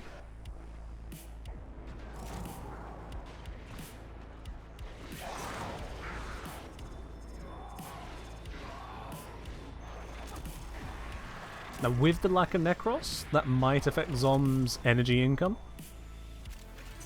I hope that Zom is well built, that Zom does not rely on having a double Necros in squad. But it is something that could have an effect here as well. Do I have an HDR capable display? I have no idea at this point. Genuinely no idea. It is a higher frame rate than my previous displays when I got around to replacing them, so that's nice. It goes along very nicely with the upgraded setup I went for later on. So I can actually have 120 FPS gaming. But yeah, I don't know if it's HDR capable or not. Not really something I've looked into. Right, grab loot bits.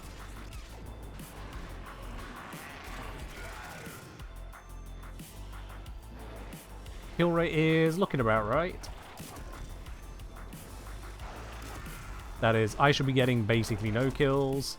Ellie should be getting basically no kills because neither of us are using anything that does any killing now. Our companions will occasionally get a bit here or there. Pretty much everything will come down to Zom with a little bit of crisp explosions happening along the way.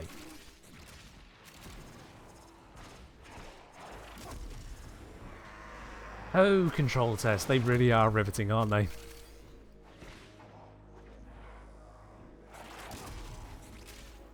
I've had people before now suggest, hey Ken, could you like do a guide on what's the optimal room to farm resources in XYZ survival mission? Imagine me doing this kind of test 20 times over to try and account for mission spawn variables as much as possible.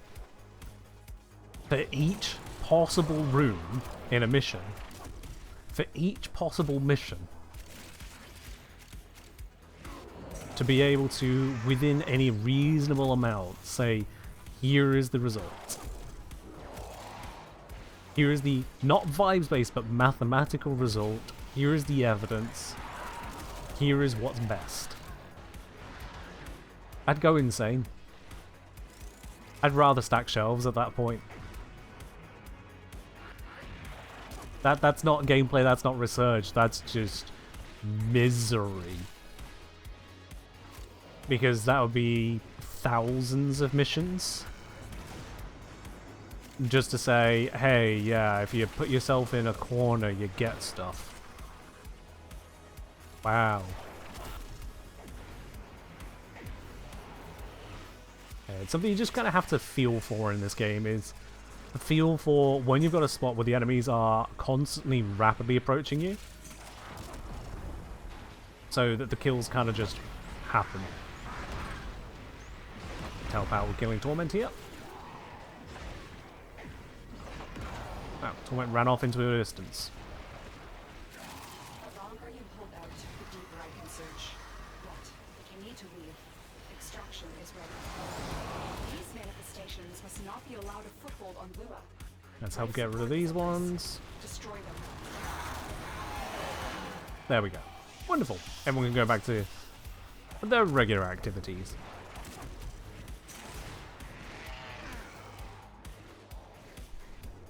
It's a funny thing when it comes to video game farming, and it's not just Warframe where I've been looking at these kinds of optimizations. when it comes to various games, like even Line, for example, I've recently been optimizing a very particular approach in EVE Online, and I have found a level of optimization on it that is so effective, I actually don't want to share it, because by sharing it, it will immediately be rendered ineffective. Not just less effective, ineffective. Which is kind of bonkers. And it's due to the unique nature of EVE Online that sharing that kind of information would just ruin it for everyone. Which is unfortunate. Once I'm finished with the area, I will share the information. But not before. Danny's saying, when arbitrations came out, there was a big community effort in the original RB Discord to track KPM and drops. Made it a lot easier to hone in on the best compositions, builds, etc. Yep. Yeah, when you've got a large community all focused on trying to figure out the same information and can verifiably do the same kind of test, then yeah.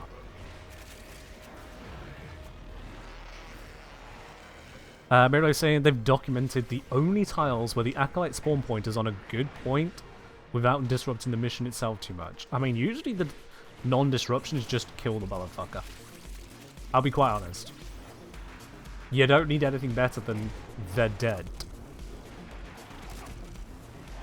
But I'm sure there's more to it than that.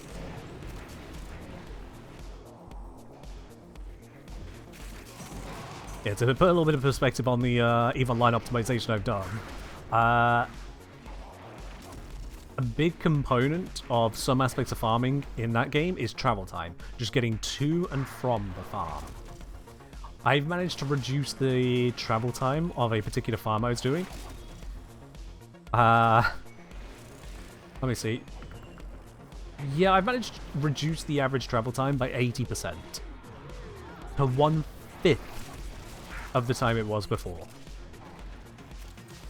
And not only is it reduced to that 1/5, but that constituted a very substantial part of the travel time in the of the overall farm time in the first place. So it's probably cut the time per farm down to less than half. Maybe about half. Which, you know, that's double income. How many times can someone turn around and say they found a way to literally double the income of a farm just by changing the travel?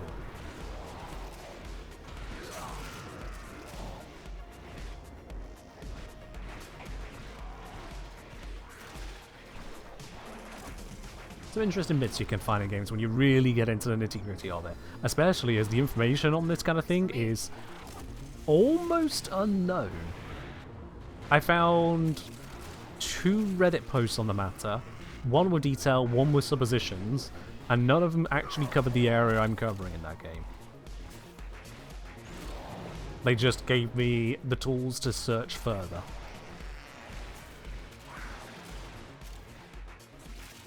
So to be quite honest, in Warframe we're blessed with just how much information we have access to. For everything.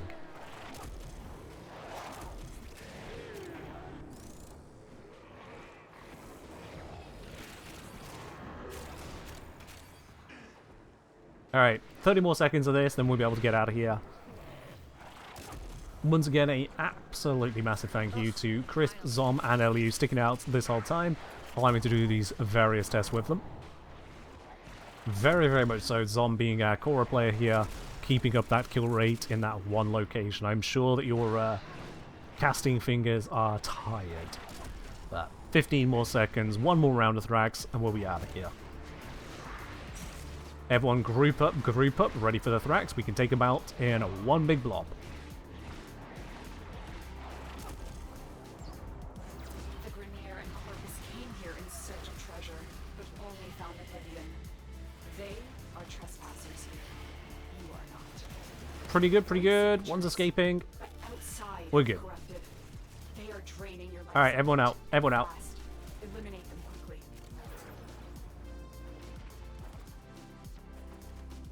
All manner of Orokin technology may work here due to the Circulus's proximity. If you have any Something credit, though. you may use it.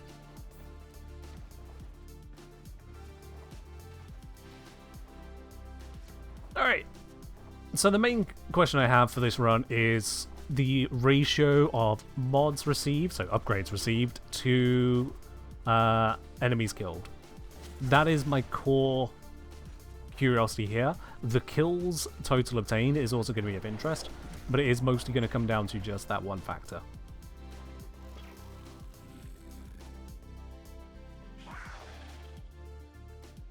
Yep. You are a blade. You exist to strike. You strike Alright, to how's the win. kills looking? A This lot lower. ends. Interesting. That's 28 plus 71 plus 988 plus 9, which gives us total kills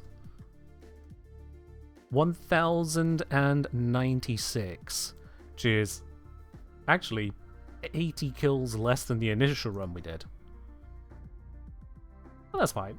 Mods, we received 56. Good. Good. That is good. So, the ratio of mods per 1,000 kills on the original run was 96. So the original run with no VAZARIN shenanigans, just your good old looting setup, double Necros, single Cora, single Nova, was 96 mods per enemy. Sorry, 96 mods per 1,000 enemies. This one, it has come down. Instead of 96, it was 51. So in other words, by having the looting abilities active, we were generating 88% more mods per enemy. So yes, we could be fairly certain saying that that did have a significant effect. Now, why was the number of kills we got lower here using two Evaras hiding in a corner rather than having two Necroses hiding in a corner? That's going to be variance as results of mission spawns. It's something we can't really control for too well. And indeed, having it go down by 80 kills there, I then compare it to that first run of VAZARINs we did, where it went up by 111 kills. That's within variance. That's the kind of result where I go, eh. But then to have had maxed VAZARIN, where we put on as much effort as we could. Our run go achieve, there you go. When we put in as much effort as we could, we got the timings up, bugs avoided, more or less. The kills went up from that 1100, 1200 area to 1600 kills. And noticeably, a lot more kills from the non-Cora players. Cora remained relatively consistent. Cora got on the two non-VAZARIN runs, 1019 and 988. On the VAZARIN runs, Cora had 1080 kills, 1061. An increase, but not like a big increase. There's a few percent. Whereas, looking at the other side of the board here, once we got full VAZARIN kind of effect going, it's had a big difference. So my kills, I did 57 and 28 without the VAZARIN approach. With the VAZARIN approach, I had a 43, which is actually lower than one of the runs, but then 151. Problem is, I don't know if that was actually as a result of VAZARIN, or if my dog popped off. Which is a very weird sentence to say.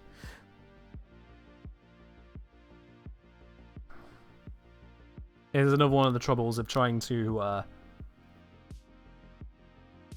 narrow things down. I've not changed my loadout, but if I had gone in with the initial plan of using mods as the reference point, if I'd gone with that first time around, then I just wouldn't have used a Beast Companion, because Resourceful Retriever doesn't affect that.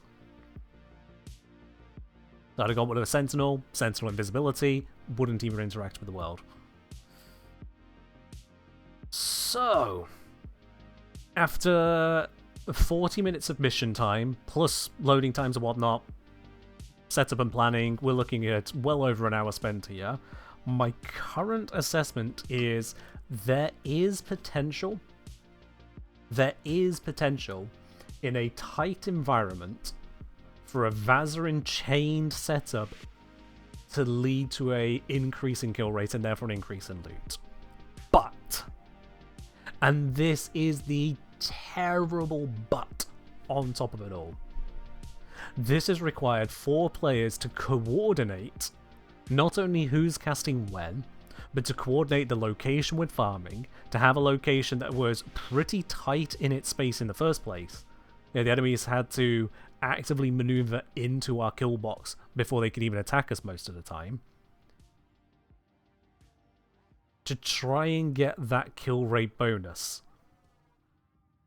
And the difference in loot is a smaller difference than simply switching to loot frames.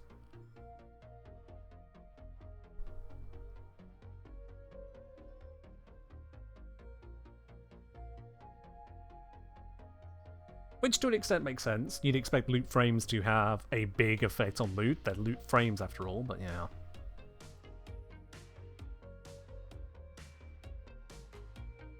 Ellie say, I wonder if today's optimized farming is done on Steel Path. It is, yeah, because we've got such powerful clearing options. Steel Path kill rates and normal mode kill rates are basically the same on a per target basis, but Steel Path also leads to guaranteed higher spawns, and it leads to increased resource drops, so it's just better. Is this including weird limbo enemy spawning shenanigans? No, it isn't, Byte, because there isn't a limbo, hasn't been one this entire mission or stream. I'm not sure exactly what you're referring to be honest. 4-player coordination in a pub run seems out of question 99% of the time? 100%. Not 99, 100. Because the coordination includes having the right focus school before you join the mission. You can't coordinate that in a public squad because you can't join the people you're wanting to publicly like that. It doesn't work that way. If you do any amount of pre-joining, it's no longer a public squad, it's a pre-made. I'm sure you may have found randoms to do it with, but it's moved to being pre-made. Very nice fashion there, thank you. I think it works out well for her. Can't even see other schools? No. No, not until they use their operator or do something to demonstrate the school in effect, yeah. And then there's the whole timing and placement and all those other bits and pieces. And there is the matter of the radius on this. Does the wiki state the radius? Nope, because the wiki doesn't know, to be quite honest with you. Let's measure it. I'm going to go into a solo mission, because at this point, this test is sufficiently completed. I know, Zom, you said you had maybe one more on you, so for the whole squad, you've got yourself breather, total relaxation. We're done with this particular test for now. I can form new squads, new people, same people, doesn't matter later, if we need to go into even more. But for this, thank you very much for helping out. I really do appreciate that. Yeah, I'm going to just run a solo mission for a bit. And once I can, I'm going to try and measure the radius of this ability. Best I can do to measure it. Now, to help with that, do I have anything that I can use to create a measure better than just the place marker tool? Because the place marker tool is imperfect for getting this kind of measure. So do I have a frame and a nice measuring style ability? Let me think, what would be the best way to handle this?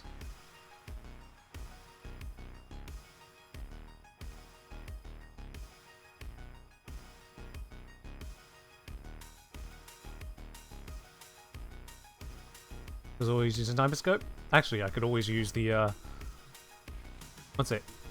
Codec scanner, synthesis scanner. That has a rangefinder on it. Yeah, we'll just run a mission, and then we'll just use the waypoint marker and codec scanner combo and see if that gives me enough information. Theoretically, it should. As I'll say, there's also squares of the sim. Yeah, I'm not going to kill 5,000 enemies there. I'm just not.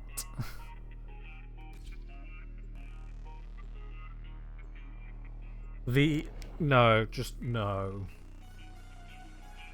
I know how I would do it if I needed to do that. It would be an Equinox MAME setup, level 1 butchers on one of the closer ones to the console, and just spam spawn.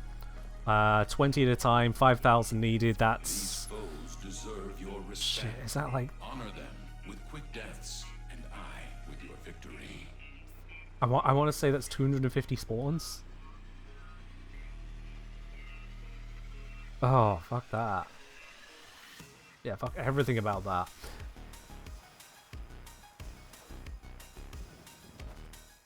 Okay. Still have this bloody dog companion, whatever. It's fine. It's not going to matter to what I'm testing right here, right now. I just need to get these to activate. Oh, also, Crisp, if you are able to, could you tell me what is the % charge gain that the arsenal states for your focus? Your VAZARIN. Because yours was the one that was behind everyone else by a fair chunk. I just want to know what your charge rate bonus was, if you don't mind. Fair point, Carlo. Yeah, it would be a lot sooner with lenses installed, you're very right, and with the initial bonus. It would be quicker. Still a lot, though. 100 respawns is just a lot for a single cast.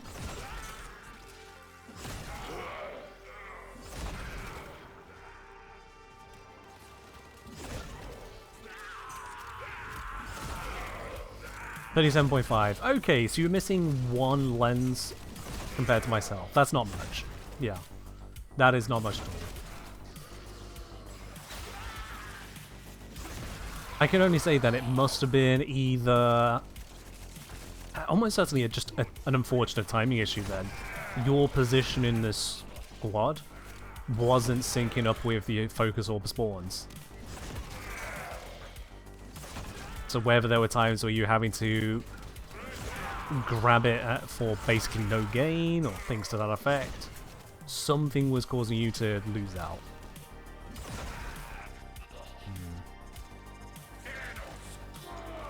That's a shame. Okay, we got this charge, and you know what? This is a nice flat spot right here, so let's stand here, cast it forwards.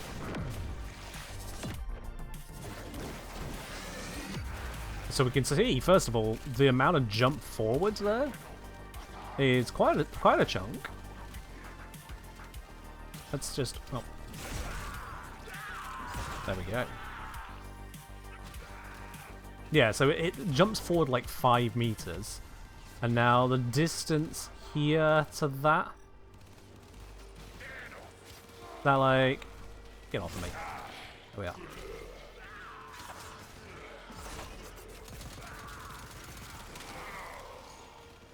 So that thing at the back there, I think it says 25. I need him to move. 23. God, so yeah, it took me that long just to try and get a spot on it. Okay, so if I was 5 meters to it, and then 23 there, is that an 18 meter radius we can go with? We just say in that ballpark of an 18 meter radius. Which 18 meters doesn't sound too bad. The issue is more like the usefulness of that. Because an 18 meter radius goes far, right up until it doesn't. Still wish they just included these kinds of details in the info box, but you know, it is what it is.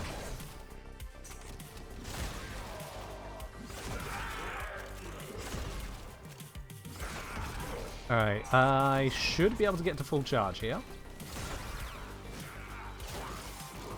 There we go. Right, let's do a recast of this, so...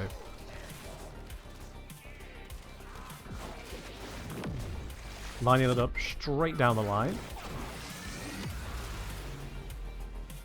So again, stood on this, looking at... go away. Looking at that. Yeah, I'm getting distance to that thing is 5.5, 5.6, 5.1. Yeah, it's about 5 meters. Violence now is really not the time. And it's about 23. So yeah, it looks like it is an 18 meter radius.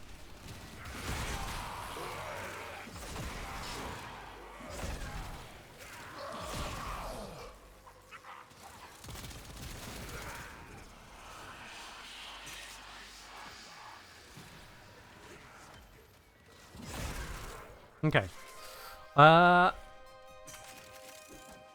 Yeah, not much more I really need to concern myself with here. So as soon as it hits that extraction, I'm just going to go run for it. I could have bought up the mission right now, but honestly, it's 30 seconds. I can handle that. I'll take my steel lessons and leave.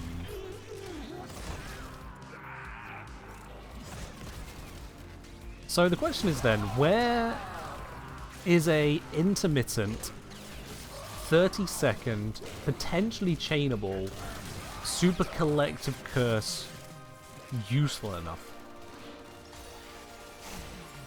Considering we have AoE weapons.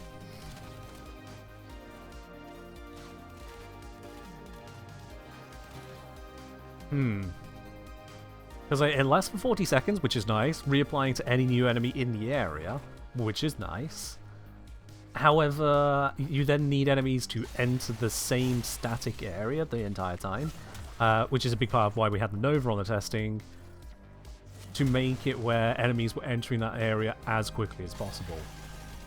The trade-off being is that Korra can also affect a very large area quickly. Good dance on. Moon saying definitely using it on Harrow, correct choice of ability. In what way, Moon? In what way? Just let me know on that. Netrocells. Netrocells, you tend to be killing enemies pretty much as soon as they're in line of sight of just the kill zone you need to stand in. So I guess you could try putting down the vortex in whatever gap they're running into, so that as soon as you see one, you shoot them and damage all the ones out of line of sight, I guess. A little niche, but it could speed things up there.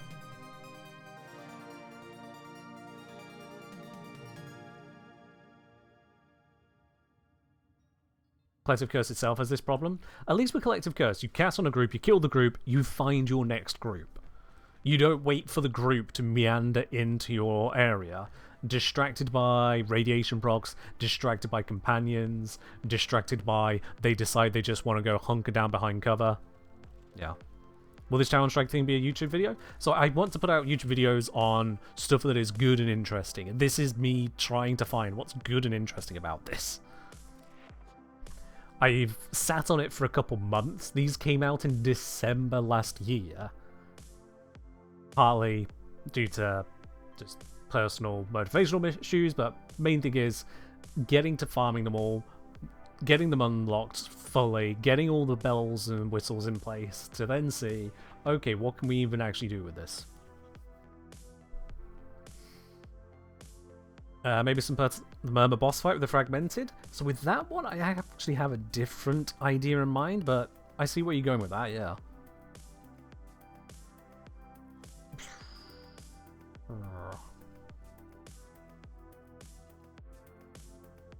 Insane because it's signature secondary, nothing to do with Harrow really. It's super strong, can make great use of the AoE effect. Harrow and general benefits in the affinity range bonus on VAZARIN. I see that. So he's probably the best user of this. Okay, so he can get benefits kind of potentially related to it, I guess. Because yeah, that's a thing for Harrow. Increased affinity radius, that's nice. And a few other frames are like increased affinity radius. But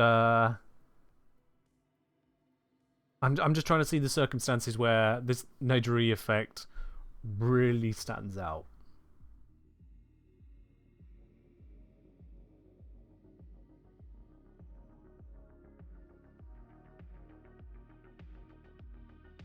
Maybe if it affects arbitration drones? Possibility? Chaining it in arbitrations could be interesting.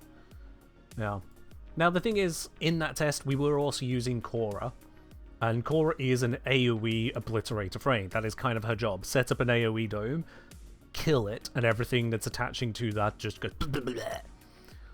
If you were using a more low impact setup, is my nice way of saying a worse setup. If you were using a more low impact setup, then you could focus more on, well, by chaining that AoE zone, hopefully enemies will sprint into it and you can get the value out of it there. Potentially, yeah. Cuban Fortress, the cluttered tiles. So the problem with cluttered tiles, as much as they should be the thing where this works, is that this has an 18-meter range. You saw how far I was walking with it in that already dense location there. So let me give you a perspective of 18-meter range on what people consider to be one of the best maps for small AoEs. I'm going to go onto Hydron here and just not start the mission. I'm just going to be present around it, and you'll see what I mean by this. Because bearing in mind, again, we struggled to get full uptime in a 4-person squad hard focusing this. A solo player absolutely cannot get full uptime. You just can't. Your enemies have grown fierce. Use all that you have learned. So, first of all, we can see the distance stat. So when is it 18 meters? There. Now, I think that is including the distance down to it. So, let me put this marker here as a proxy for over there, because I don't want to start the mission. 18 meters here. So if you put that on the objective, 18 meters, we get it here. That's on that wall. It's not even on the objective. Put it more central there. 18 meters now reaches... It's not even at the bottom of the ramp.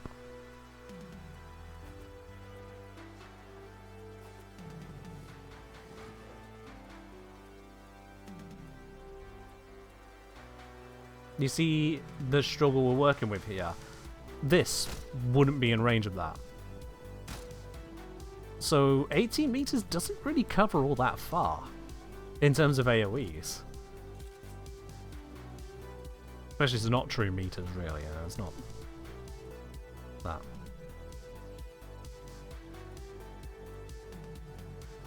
But I was saying, so far, one fish is spawn points, not one of the normal spawn points. I think I know what you mean, but alright. But yeah, so if you were to try chaining this effect, you'd need one central area that is going to be effective enough. We could put it down here. Now let me check, does that measure actual distance? Yeah, it's not measuring distance around to it, it is measuring straight line distance to it. Yeah. So, 18 meters, if I put it there, if enemies spawn at the back of the room, they're not in the effect. Sure, it's only a short distance for them to walk in, but everyone in this room, completely unaffected. They step out, here they'd get affected by it if they went this way. They go this way, 0 effect. Anyone spawning here, 0 effect. 0, 0, 0. This is what I am trying to make work. I see what you're saying, really. Okay, yeah. So if you put your Tauron Strike right there, I'm saying you'd at best get one of the potential Fisher spawn points to be in effect. Yeah.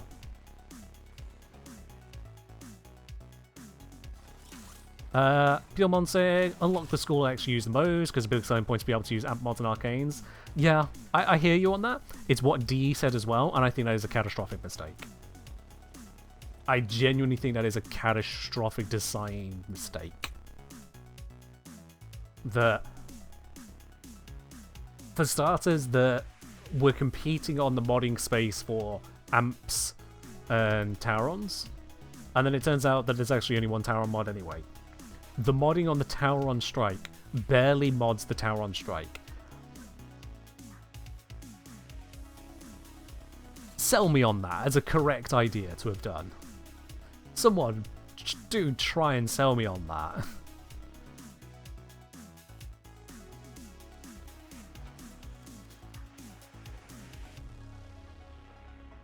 Because even when I hard focus on getting that 40% initial charge,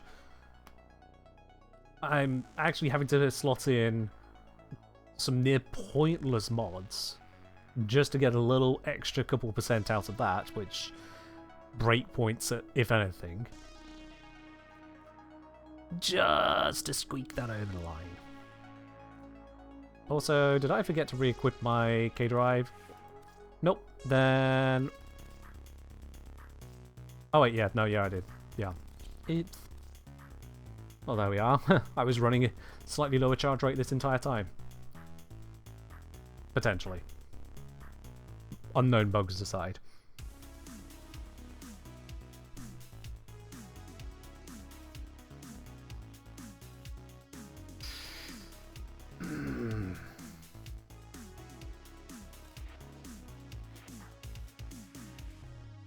So when enemies are in this zone, it is effective. When they're not, it's not effective. Let me think. Further test on this. Further measures. Let's... I want to see if melee kills that lead into kills by Nidri count as melee kills. Let's test that. Because if I can verify what kind of kills they show up as on the mission end screen, I can then measure the effectiveness. Measure the effectiveness of that. It's a toughie. And honestly, for this, I'm going to have to go for Equinox now. Despite saying earlier I didn't want to do this, we're going to have to do this. God damn it. MAME. There we go.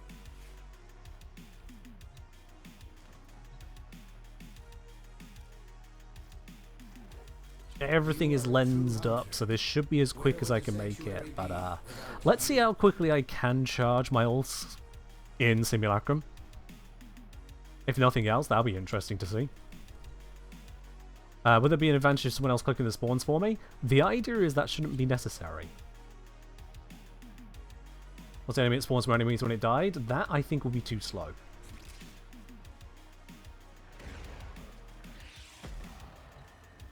Can I see how far out this radius goes? Actually, I can just measure it. The enemies spawn as far back as there. What is my ability radius?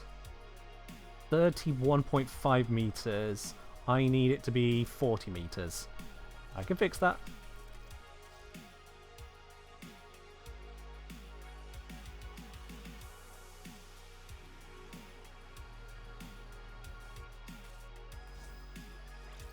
That'll do. Alright then. Whole bunch of butchers. Pause the AI just in case. Level 1. That's where they spawn. Alright, let's do this. Currently on 40% charge.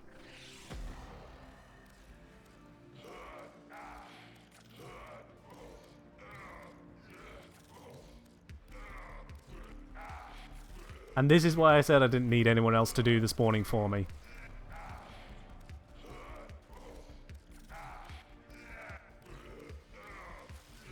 Six hours later, I mean, it's already gone up by over 10%. By old theory, I should only need to do this about 120-ish times.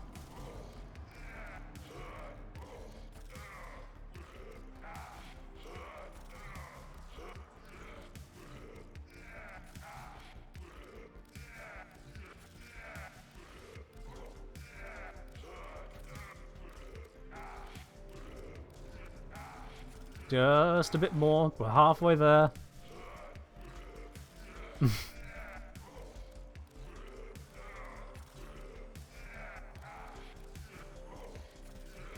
Slowly does it.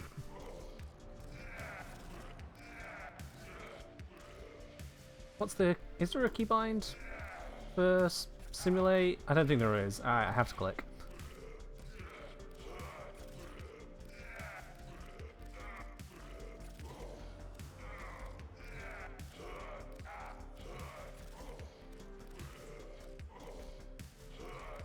I'm sometimes clicking just a little bit too soon and the button isn't actually active.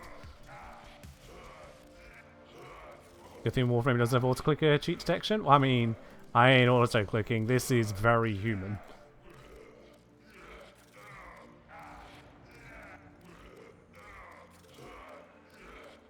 Auto-click is illegal in Warframe? Correct, yes.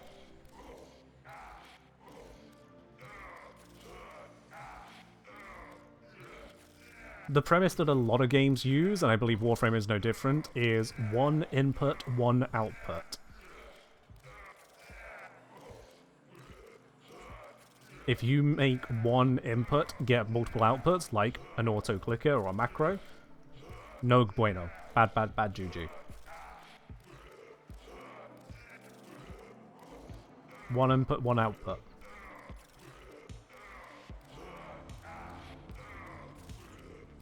The focus is still going up, right? Because I'm at nearly 5,000 kills here. Have I been AFK timed out on gaining the charge on my Tauron strike? I would be very, very upset if that is the case. Fucking have, haven't I?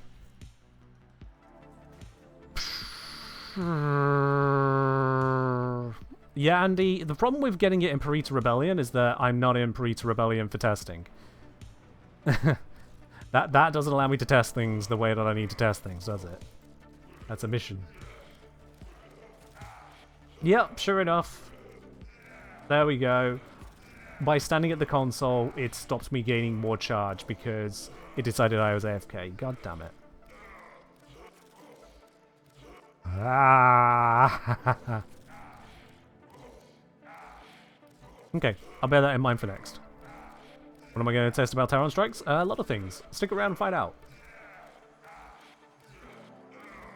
I'd be more receptive if you didn't immediately tell me to do it a different way. So, just stick around and find out.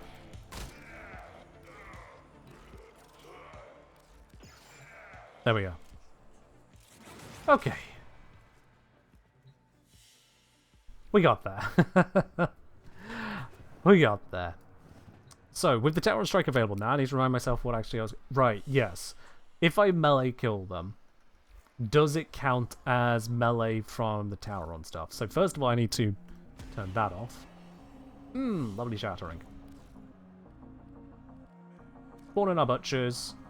These are probably going to be killed by the strikes. I'll just spawn into more afterwards.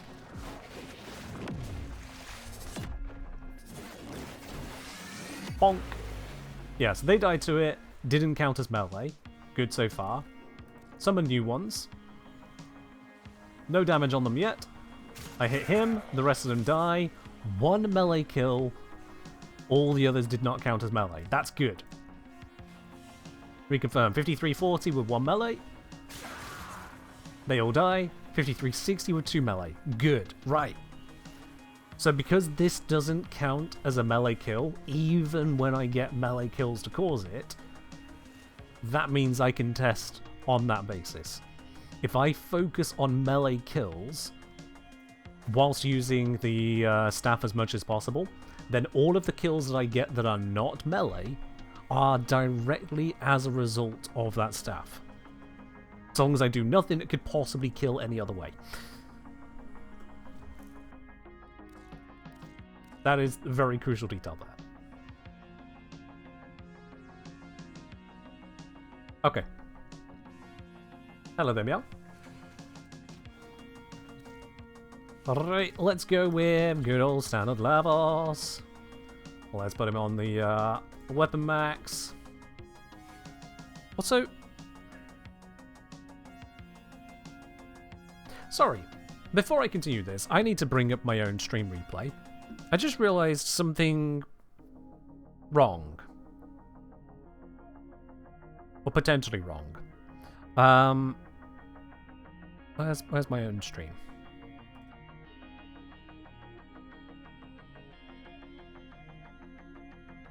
Please allow rewind. There it is. 2 more minutes back. There we go. Testing. I'm just going to watch myself on the play here a sec. It's on the second screen. Don't y'all worry. So I go in, I swing at the butcher in front of me, I hit the butcher in front of me for 812 damage, and every other butcher takes 812 damage.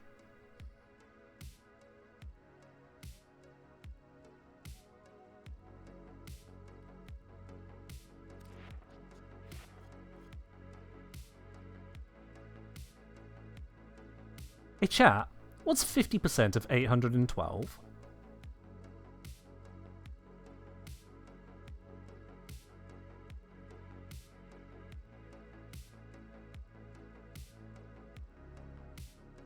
406. So not 812. Influence on the weapon? Influence wasn't what killed them.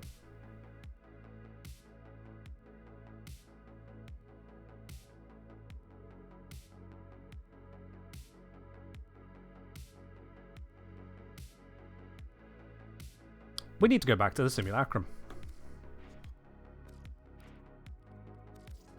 Equinox, you get another round of existence.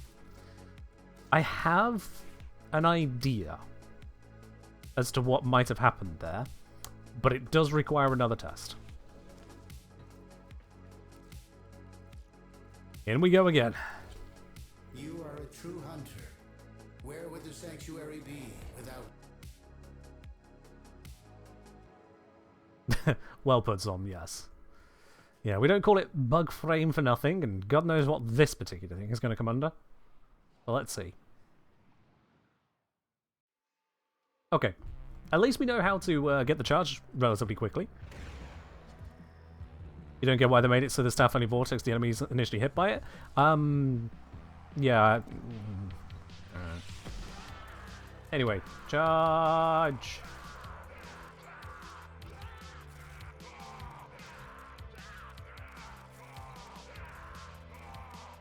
At the moment, this is just generating the charge. Nothing new here, but we'll get there.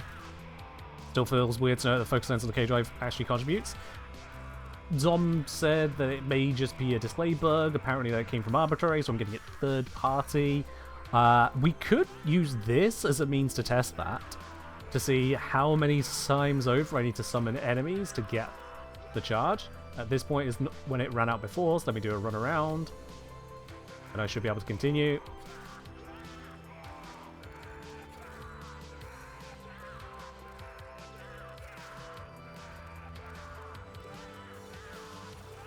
That little jog around the podium and then a continued spawn should be enough to get us a full charge. Should, being the operative word here.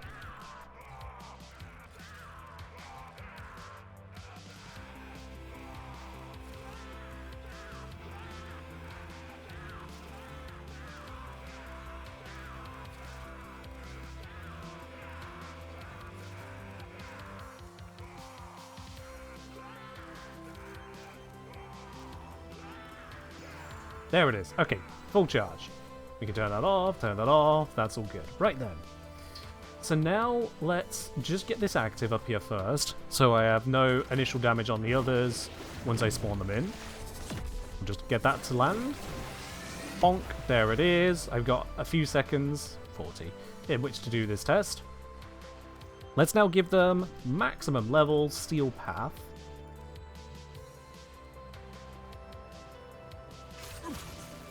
I'm hitting this one guy here. 812. Yeah. They're getting hit for the exact same amount of damage that I'm hitting the main target for. Even though they're also alive. So my supposition was, oh, maybe there's some overkill damage and then it's killing all the others. But here, when I'm absolutely not overkilling them, it's still spreading the full amount. DE, can't you even get 50% to mean 50%? Come on!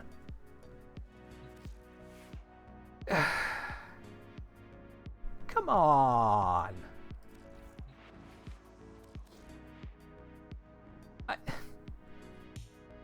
Am I allowed to complain at this point? Is it unreasonable for me to complain that there are two numbers on this thing? Two. One of them is irrelevant because it gets replaced by this number. One of them is incorrect, and the third number, the range, is missing.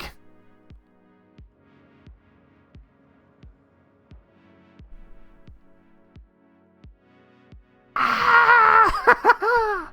Come on!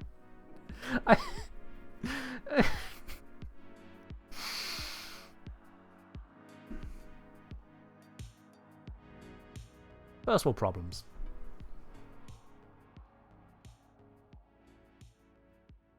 Was eroding rapids working? Status vulnerability. I don't know. Not what I was testing. Status of vulnerability does not increase damage you take. Not from damage. Also, Mirrorly, thank you very much for gifting a sub over to Warframe themselves.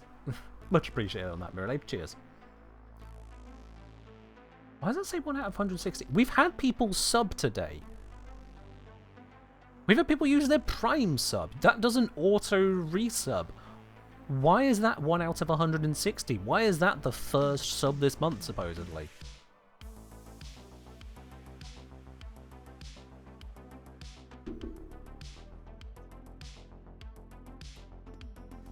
Bruh. Can something work, please? Ay. Alright. Artemis Fowl saying the only reason we use VAZARIN Tauron Strike is to revive people in EDA, which is a completely valid use of it and should absolutely be celebrated as something interesting, yes. But there is more going on with the ability than just that. It's not immediately obvious, but it's there. Did we find out how big the circle is? It appears to be approximately 18-meter radius. That is the measured radius in mission.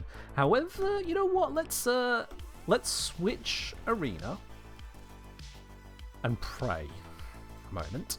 Yeah, switch to relay. Go over to here. Are the butchers going to be in range if I use my favorite simulacrum, the one that I can use for measuring stuff?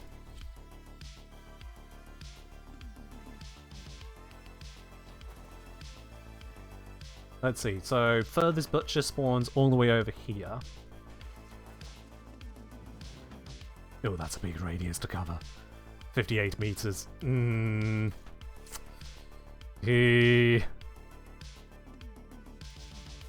I don't think we can hit that one.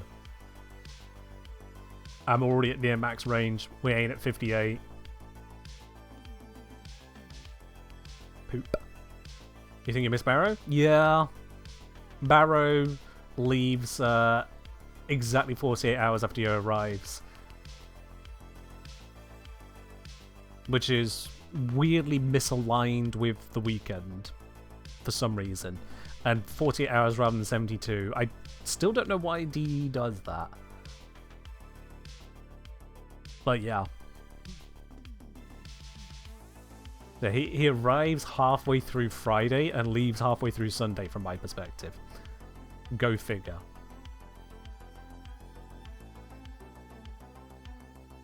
Anyway, yeah, I'm not going to get that radius all the way out there. So, some other means of just passively causing them all to die constantly would be great.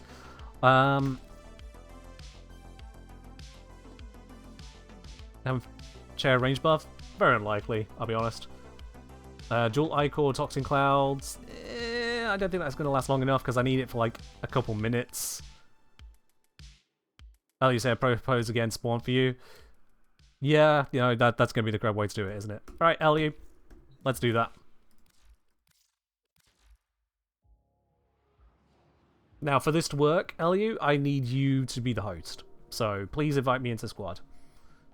Because you can't use the spawn console if you're not a host.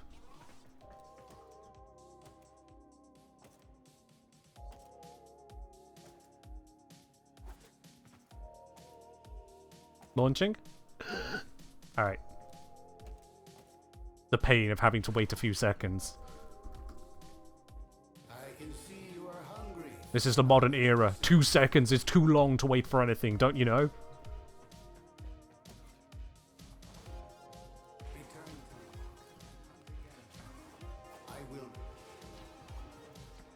God, he didn't even finish his sentence. He was thinking of rewarding me, and then he's like, well, no, wait, not that one. Why are we using Simulacrum? Because we can get a perfect measure without enemies getting in the way, that's why. To be honest, yeah, 2 seconds is a long time to wait in a lot of cases. Like, 2 seconds is almost nothing until you have to wait. And then you feel it. 10 seconds is diabolical.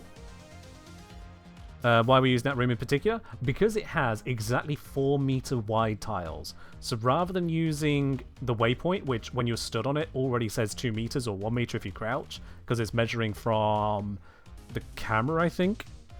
we can have an exact measure. Right, so yeah, level 1 butchers, no steel path bullshit. I will just be over here letting them die around me. Go right ahead, Ellie. 2 minutes of spam. Oh, wait. Bug. Yep, charge is working now. Eliu! These are not butchers! There is a particular reason why I used butchers. Please spawn things that do not have hit points. There we go. Oh god, this is horrifying up close. With gore turned on, which I don't normally have on. In fact, you can see why I turn it off. You imagine this on YouTube all the time? Yeah, I'd be demonetized in seconds.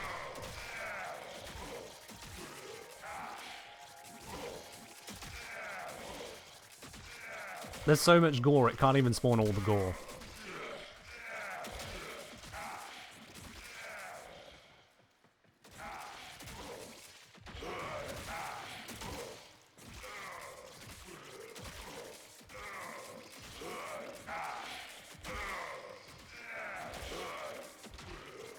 This is honestly an obscene amount of murder and carnage. Oddly squishy. Oh, imagine if you had the sound of me walking through the blood as well. The squishy you're hearing is me picking up orbs.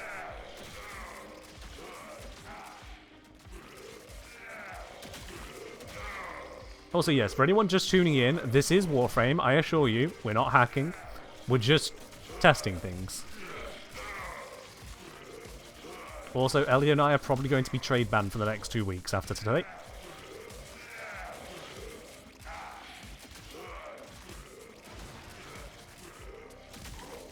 Doesn't matter, it's in Simulacrum. Probably happen anyway.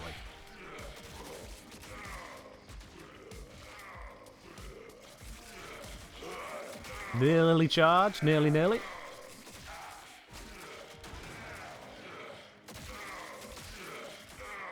And we're good. Okay, we're good, Ellie. You're good. Were you spawning them 10 at a time? No, I guess they just 10 of them died as I made my way over to you. Alright. Now let's test. What exactly would you face any issues? Lots of enemies died far quicker than you'd probably normally be capable of doing it. And do you have a very overly protective system on stuff? Sometimes shit goes wrong. Come on, people have been trade banned for just doing long survivals. It's weird. Or trade suspended, I should say. It's only for 2 weeks, only. But yeah. Alright. Stronger now? I mean, it just got what we needed.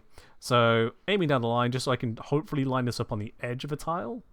Just what I'm aiming for. Fingers crossed. Nope, that did not land on the edge of a tile. That's fine. So,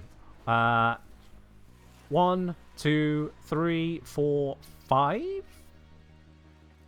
No, wait.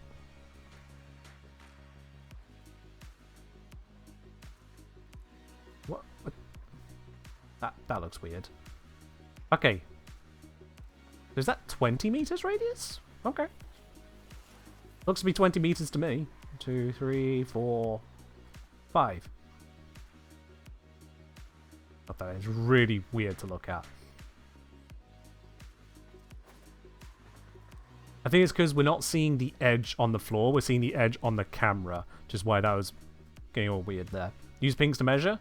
Piermon, welcome to the channel. This is exactly why we're in here. This tile to here is exactly 4 meters across. Now I know it looks like 4 meters right now, but when I stand on it, it says 2 meters. So rather than dealing with the weirdness of markers, that's why we're using a simulacrum room. These tiles are exactly 4 meters across. They have far more reliable ground measure than dealing with potential Pythagorean bullshit. And believe you me, that comes up a lot in Warframe. But yeah, 20 meters, which means that using the rangefinder and subtracting the distance was giving me an inaccurate measure. Somehow. Ellie, thank you for the assistance. Y'all saw me use the rangefinder as best that I could, and still got it out by 10%.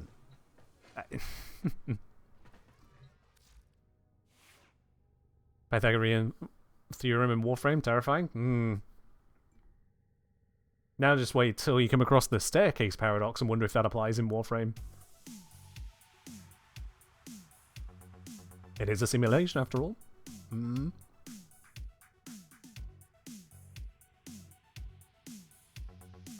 To save you the trouble, it doesn't apply in Warframe, you're fine. The what now?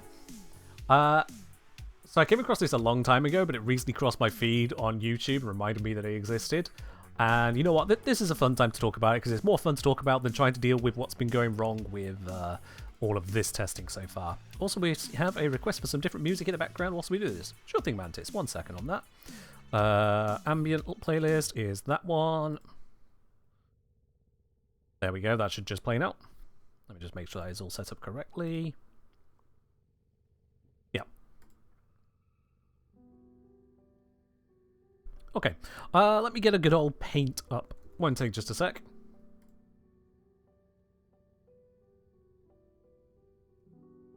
Here we go. Let's just quickly fill the area into black, and then I'll put it on screen. Alright then, so, good old paint. Can't go wrong with a bit of paint. Let's say you've got a pathway this way. And then you've got a pathway this way. You are starting down on... Do I have a simple little... Bubbly boop.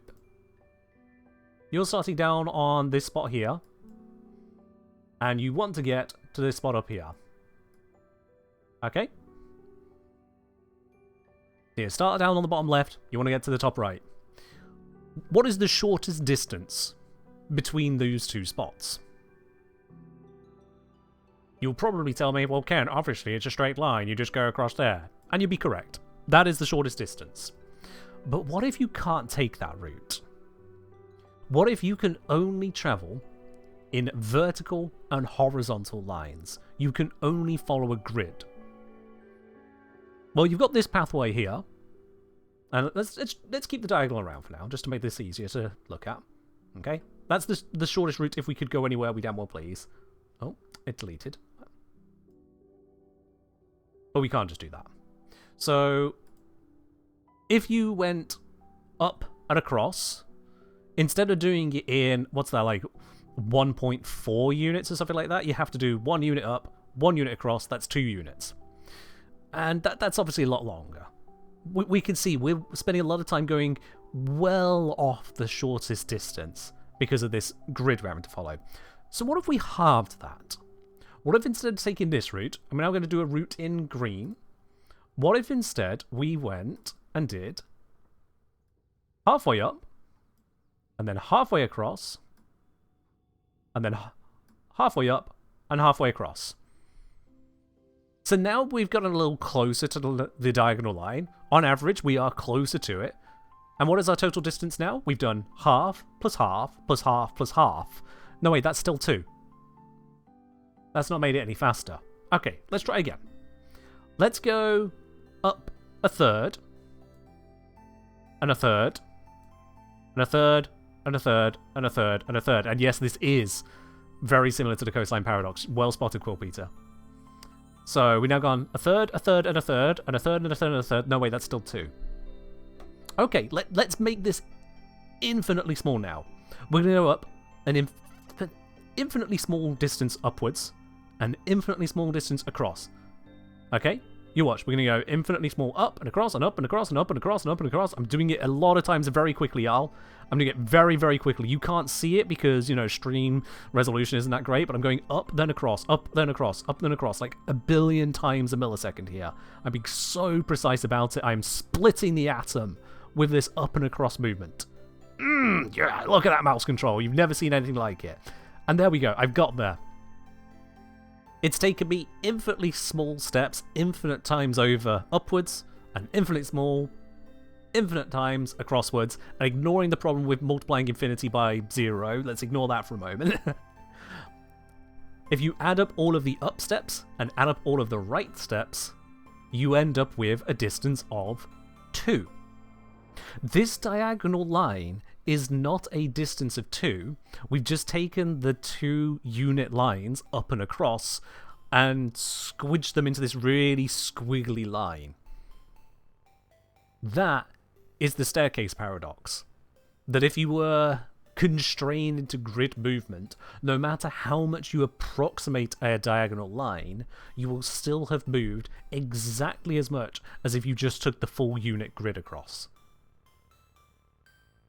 Despite it appearing zoomed out to look like a diagonal line.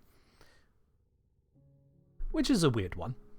It is definitely a weird one, and this does have some relevance to any kind of grid-based game mechanics on how they count it. Do they count that as a distance of 2? Do they count as a distance of 1? Do they count as a distance of 1.4? How do you manage it? It do get a little funky when you think about it. But luckily for us, we can move in diagonal lines. Warframe does use diagonal lines, so we don't need to worry about this in reality. We don't need to worry about that. If, however, you are measuring the coastline of any country or region, as someone did reference the coastline paradox, a very similar thing does happen. Where if you look at a country or region or even just a lake from a distance, you draw what looks like the outline of it, and then you measure all the segments you've drawn, you'll get its distance. You'll get its circumference. But then you get closer, and you measure it again, and you realise, well, actually, there's a little bit more detail here, so you draw around all the bits of detail. And now the number's longer. And then you get really close, and you're like, well, actually, I didn't really go around this rock properly, I just stepped over it. So now you measure around every rock, all the way around, and now the distance is longer. And you realise, well, actually, I didn't do that for the sand. So now you measure around every single sand grain all the way along the way of the coast. Every last little bit of sand. And now it's longer. Much longer. So how long is the coastline? Were you wrong before? Are you wrong now? How long is it? Strange things happen when you don't set proper conditions for measuring. And the question then becomes, well, at what point do you zoom out enough where the coastline becomes a distance of 0?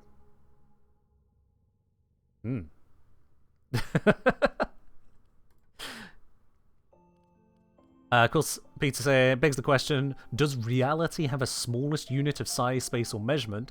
Is it the plank, or is it only a matter of time before we find a smaller unit? Again, that comes down to the better question of, what are we measuring at that point? Are we measuring a smallest distance? Are we measuring a smallest interaction distance? Are we measuring, well, something else? Are we measuring the distance of causality? What even does that sentence mean? I don't know. It all gets a little bit wrong at that point. And the best answer is, unless you could do something with it, it don't matter. We getting updated Equinox guide when? Did we have an original Equinox guide? We had an Equinox goof. I wouldn't call that a guide. Otherwise, Equinox has been present in other videos, but that was about it. That really was about it. But no, Equinox guide is not currently on the table, partly because the last time I covered a frame that hadn't been covered for too long, I got halfway through the guide, and then Pablo announced a rework.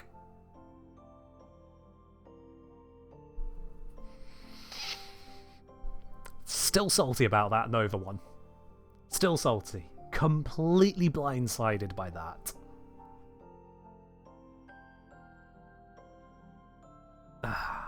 But hey, it's fine.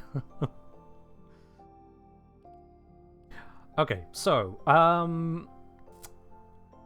going back to the original testing, now I've gone like 5 different levels of abstraction aside, we verified that the VAZARIN Tauron strike does not count as melee kills at any point throughout its usage. which means now I can do a melee-only run and attempt to see if that melee-only run substantially benefits or not, while solo, from using the VAZARIN Focus Call Strike.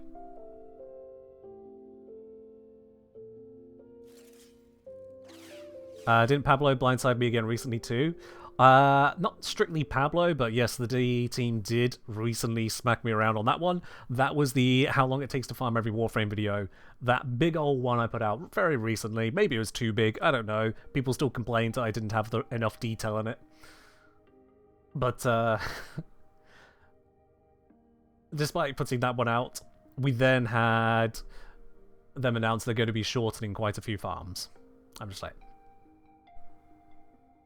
That's great news. Love it. Great work, DE. Keep it up. Am I allowing melee influence? So the answer to that is no, because unfortunately melee influence ruins half the melee game. I'll be quite honest with you. This arcane is too good. I've been over this a million times. This arcane is just simply too good. It's one thing having AoE weapons. This turns AoE weapons quadratic and normal weapons AoE. And I just can't. Dr. I found it funny you wanted to put the video out before Uriel, but waited and sadly paid the price for it. I mean, that was always going to happen anyway. I wanted to cover it... I was thinking about covering it on the upcoming to Noko, but then... other things got in the way, so the Noko came out, and I was like, okay, well, we could do the next one, and I started getting the prep going because it'll be in advance of the next update, but then the next update was less than a month after Noko. I was like, oh, great, now here's this big update, need to focus on that first, so we'll push it back again and again and again. But it's fine. If anything, it shows that D are aware of the issue and are addressing it, and that we're happy with. Not everything has to be perfect for me. Just needs to be good enough. Anyway, enough of that. So yeah, melee influence, problem. It's too good. It is far too bloody good. Because if your weapon can't make good use of melee influence at all, like no matter how you mod it, it's probably just a bad weapon. So no, what I'm going to use will be a staple. A classic, if you will. Cronen Prime. We're going to go for a classic Cronen Prime approach. Running this here, I'm actually going to swap that out to Prime Pressure Point, because I don't expect to viral set things up. Sorry, no, just general status set things up. So I've got a little bit of viral, otherwise the output is going to be a hell of a lot of slash, which is what this weapon is good for. Melee fortification, yeah, solid, we'll just leave it on there. Just because nothing else could go wrong at that point, so it's fine. Do like Reincarnate with influence feels like cheating? I see what you mean, yeah. But yeah, nothing else I need to change on this, really? No, yep, I can improve on this. This is an old school build, let's improve on it. To that improvement, that dash polarity is a little bit frustrating. Of course. Let's do that to give me a little bit more back. There we are. And now I can swap out Organ Shatter for Galvanized Steel, because that's 90% and this is 120% critical damage. So that is a buff. I don't really want to remove any other peaks or move things around, so this will just have to work as is. This will work as is. I know there's Elementalist, but nope. We'll go the rest of this as is. Right, yeah. The only other bit to do here would be to have a simple companion. We're going to go for Worm, but Worm is going to be set to no shooty, so it doesn't get in the way. I can't remember, does that buff up the crit damage on this? Or is that reserved for guns?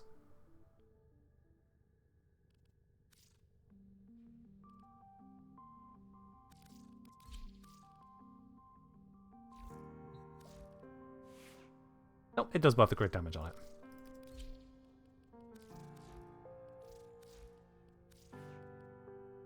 Beautiful. Okay. Alright, Logrin, you take care.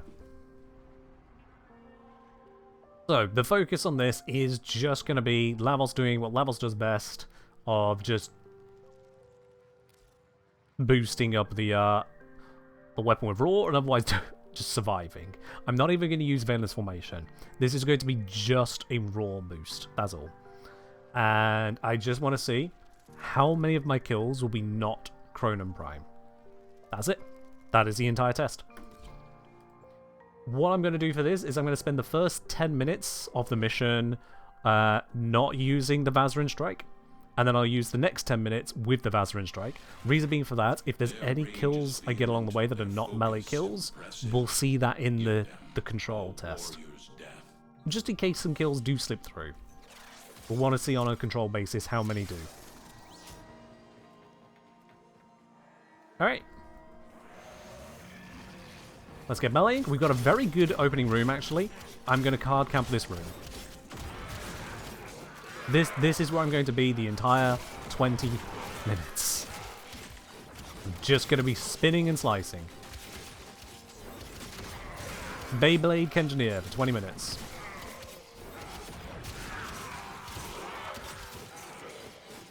Let's grab that focus orb. Why have you spawned all the way over here? You're not useful to me.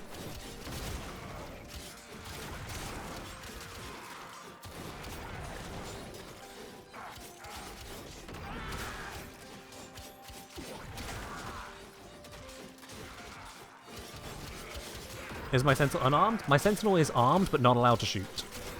The reason for that is it gives me a Tenacious Bond bonus, but the no shooty build on it specifically tells it it's not allowed to. I don't have an energy meter? Correct, this is Lavos. Lavos does not use energy. Engineer podcast time? Pretty much, yep. Welcome back, Mirrorlight. Now, on a completely different note then, seeing as Kenjineer podcast time, why not? Let's turn it around. How many of y'all had the opportunity to try out Operation Arias, that Starfinder Warframe module that was released some months ago now? I personally have had a dabble in it, but I intend to run it with a few friends of mine later this month. Looking forward to that. Have many of you here had that same opportunity to run it through yourself with friends? Give focus orb, please. Thank you. There we are. But fully charged for as and when I'm ready to use that.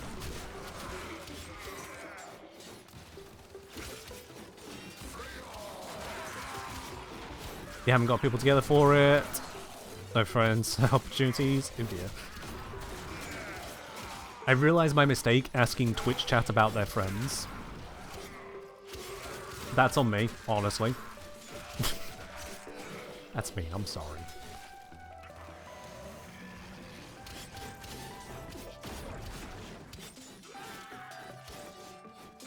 So, the reason I ask on that is that I would like to get a feel as to people's general interest and engagement with it.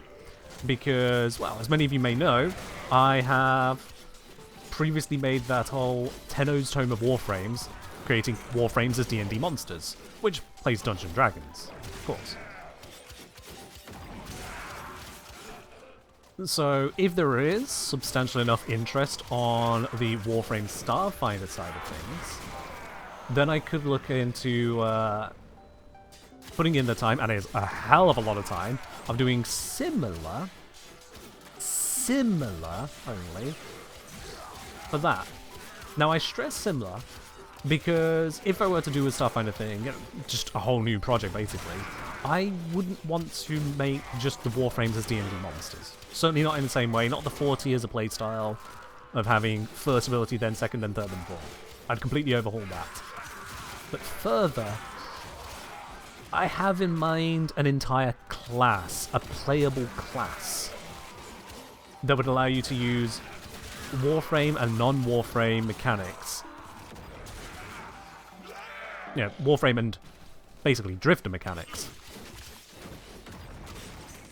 Because the Warframes themselves do not make for a viable, workable class in itself. they come with 4 abilities. In some frames cases, they might as well come with 3, 2, or even 1 ability. So that in itself does not make a whole class. But a drifter? A drifter can. And I have a bunch of ideas floating around, they're growing each day as I think about it, to be quite honest. Which could make that really, really interesting, I think. Now this is really unfortunate having these two at the same time. There we go. This weapon's a slash proc killer, and that was a target resistant to a number of slash procs, but sure, we got there. So it would be a hell of a lot of work, but here's the 3 stages of idea I have. There's one, a Starfinder class designed to be basically a Warframe class, or Drifter class. Second will be to have those Warframes as Starfinder monsters. And third would be to then expand into Warframe's storyline. Because one of the big things people are asking when they get hold of the 08MAR Warframes was, is there an adventure attached to this? That's a whole different lot of work. And so the answer was obviously no at that time. Captain Calamity is impressed and managed to get IP approval to make something like that. Do you mean the 08MAR Warframes or Operation Arias? Because Operation Arias, that wasn't me. I did the writing for the introduction. I was specifically hired to do that. But for the 08MAR Warframes, yeah, that was all me. That was, I showed the initial concept, they said, yeah, that's good as a fan work. It would have to be strictly just a fan work that fits within this, and this stipulation and rule. I was like, yep, sure, I can work with that. And then spent a couple of years making it. Does Warframe have canon lore and other stuff like books and novels, like WoW does? Warframe does have bits here or there. To the full extent, I'm not really sure, sorry. I'm not the best person to ask about existing out-of-media lore.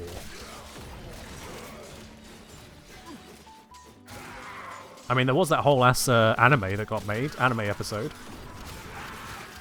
I say episode, anime one-off.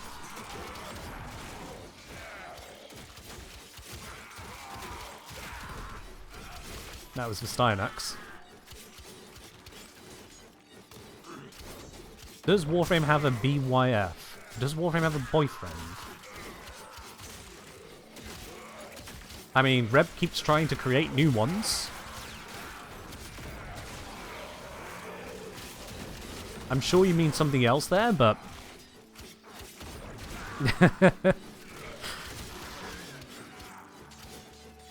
BOF Destiny's Lore Daddy. Okay. Yeah, I was never gonna get that. I'm sorry. Can these enemies come in here a little bit quicker, please? It feels like they're all coming through that one really slow room. Like, my kill rate here... My kill rate is horrible. I'm not even getting 100 kills per minute here. Bruh, attack me. It's pronounced bife. Okay. But yeah, there are going to be various lore tubers, lore blogs. Some of them more accurate than others, as always. But as to which one I could recommend, I can't, sorry. I did notice on this Starfinder subreddit of all places, just this weekend, someone trying to make out the idea that Warframe is now canon to the Starfinder universe as a result of the intro in Operation Arias. I can confidently say that was not my intention in writing any of it there. I don't believe it was the intention of anyone else involved in it to make it seem like it's canon. And then there's more of a generalized... It happens far away. Whether that's far away in that universe, or far away in a different multiverse, or far away in a case of, no, it's just not here. No. I think that's just left open to interpretation that suits the table, rather than here is some new hot lore. Yeah.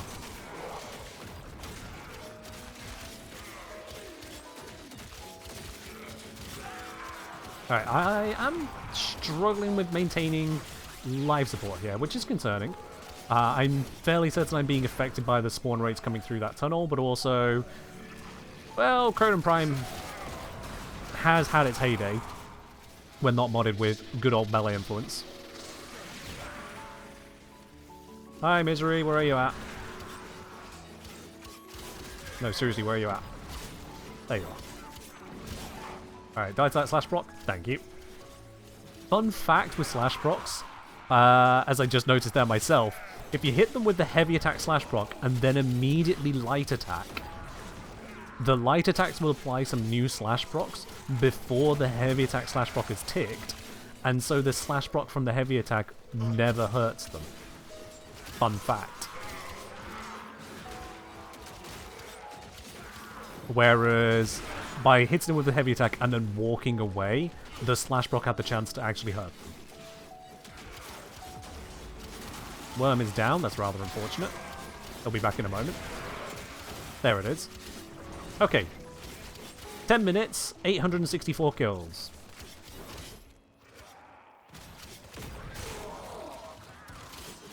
Let's grab some of these life supports, because otherwise the mission is about to end. This is going to impact... Where am I even going? This is going to impact spawns and motion, but just have to deal with it. Overrode stick damage? Yeah, so the only slash procs on a status-resistant enemy are the 4 most recent of that type. So if you apply a 5th slash proc, no matter the potency of that slash proc, the 5th slash proc... Oh, that's all the life supports in this area. Ew. The 5th slash proc will erase the 1st.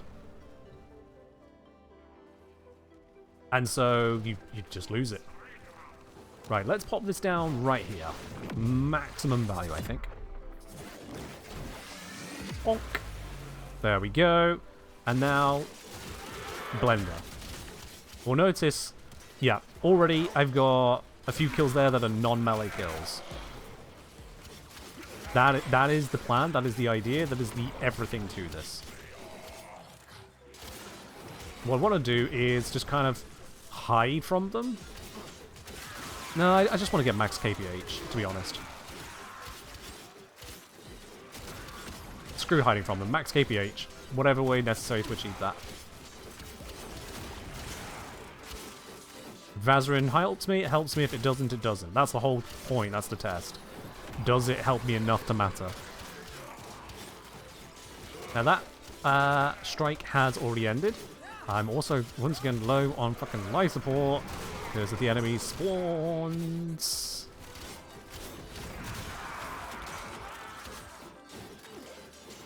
Gasbox do something similar? Basically everything, unfortunately. Where there is a proc limit, you run into these issues.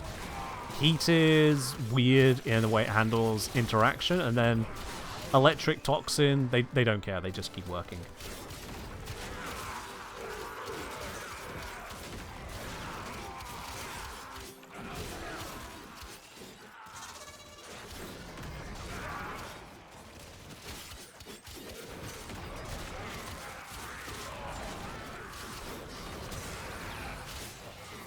Grab this life support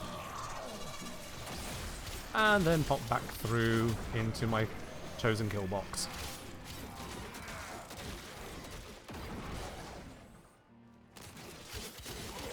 Keeping an eye out for that next focus orb, because the next one will allow me to cast... There it is. Another one of these. You know what? Let's just pop this motherfucker right here.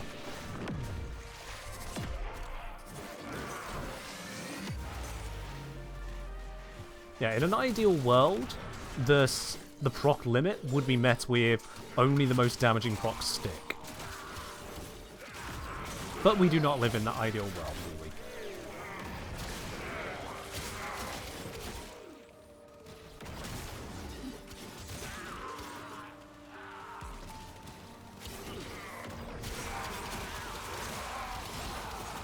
Now, another thing I'd like to know, but can't test right now, is... do any abilities buff the damage output of Tauron strikes? In particular, does Roar, because it seems to buff basically everything else.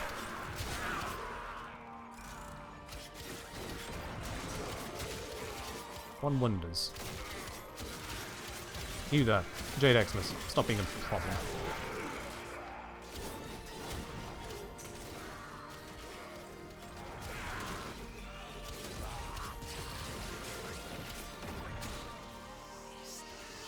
Re-up that. Violence is about to turn it off anyway, but I re-upped it.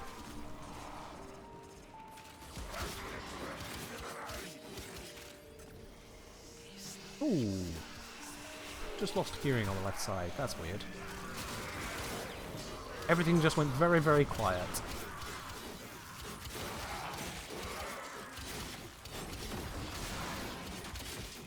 That sucks.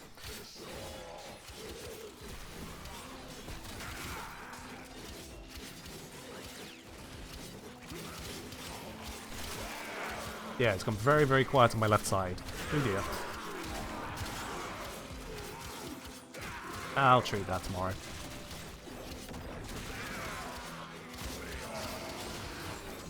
Come on, can I get full charge? Please? That was headset not hearing itself. It's probably the hearing itself. With the way it vanished as a whole world calming, yeah, it was my ears. But it's fine, they do that. It's usually a earwax build-up. Something I have a disposition to, unfortunately, genetically. Not a problem. Easily solved. What isn't easily solved is I didn't get the full charge, and I am running a little bit low on life support.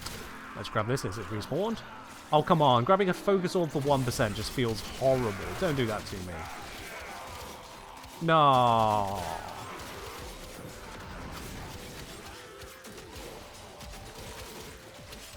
I don't even know if I'm like one enemy away or 50.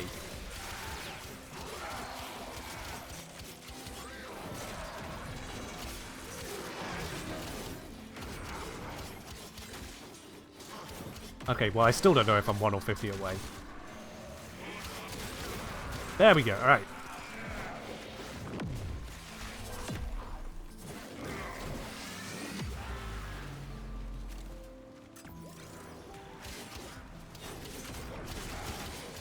At the risk of a little TMI on the matter, I once had the earwax issue kick in so harsh at one point. I was in the middle of a driving lesson and suddenly just basically lost all hearing on one side. It was really disorientating at that time. And I was explaining this to my driving instructor. He was like, okay, I mean, you can probably push through if you can still hear things on your other side. I was like, yeah, let me see if I can shift it. Reach behind my ear and just press on the back of the ear, which is one of the ways you can try and help shift it in a pinch. He could hear the sound it made as I tried to unclog it from behind the ear. He could hear it. And at that point, gained a newfound respect for just how much I was dealing with in terms of it blocking my hearing. There's only so much you can do.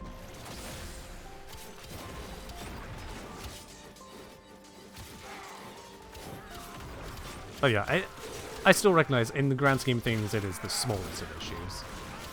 I just need to put in a little more effort than your average person to maintain my earwax level. Hardly a major issue.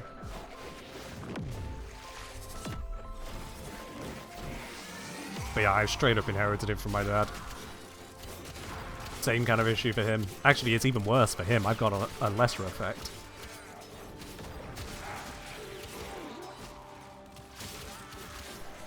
Say Libby. Such is life. Alright, I've placed that pretty badly because I'm not actually getting enemies into that kill box quickly enough. This is the problem with 18 meters. I've managed to now, with a 30... Actually, it's not 18, we measured it at 20. So with a 40 meter diameter on this collective curse ability, 40 goddamn meters, I've managed to make it nearly pointless. That placement was unhelpful in the extreme. So I'm going to have to find a different placement for the next one. We're closing in on 20 minutes. Only a little bit further to go.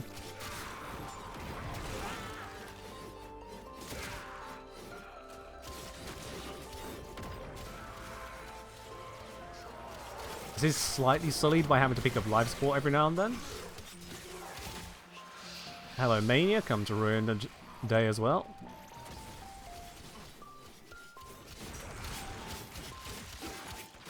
Not even close to a full charge. There is an orb over here. Let's grab that. Thank you.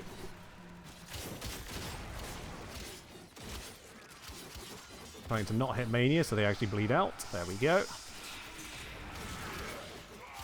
Now I just need to kill enough other things. If it takes 5,000 kills usually to charge, and I've got enough reduction to bring that down to maybe 3,000 kills. 10% left, that'd be 300. With the boost, it would be 30. So if I can get 30 kills in the next 20 seconds, which should be very manageable, I should be full charge. If that's how it works. Oh, that guy's shield is in the way. Just kill something else. Oh, I just lost all my combo because I accidentally double heavy attacked. No! My combo! My beautiful, beautiful combo! And also the focus orb has run out. And I just lost my combo again whilst talking about it. Bollocks. What my ideal range be? I don't know, honestly. Is the problem. I don't know. It's one of those abilities where it's great if enemies are in a little kill box like that. But, like, where is the line at which it goes from a kill box to an Omega I win button? Especially when a squad of 4 can almost permanently uptime it. Almost. Cast it here.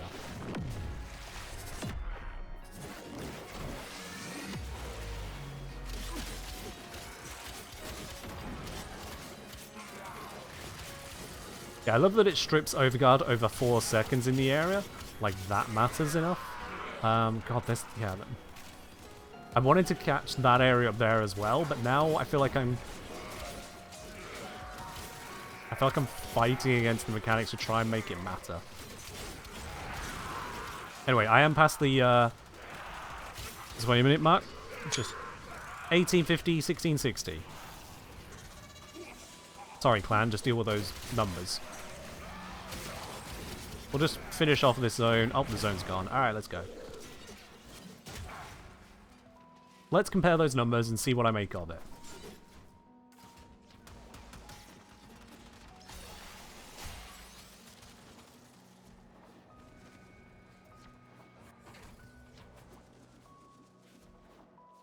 Now, a couple of the issues when it comes to getting the value out of these Tauron strikes is actually the time spent charging and using them can impact their value.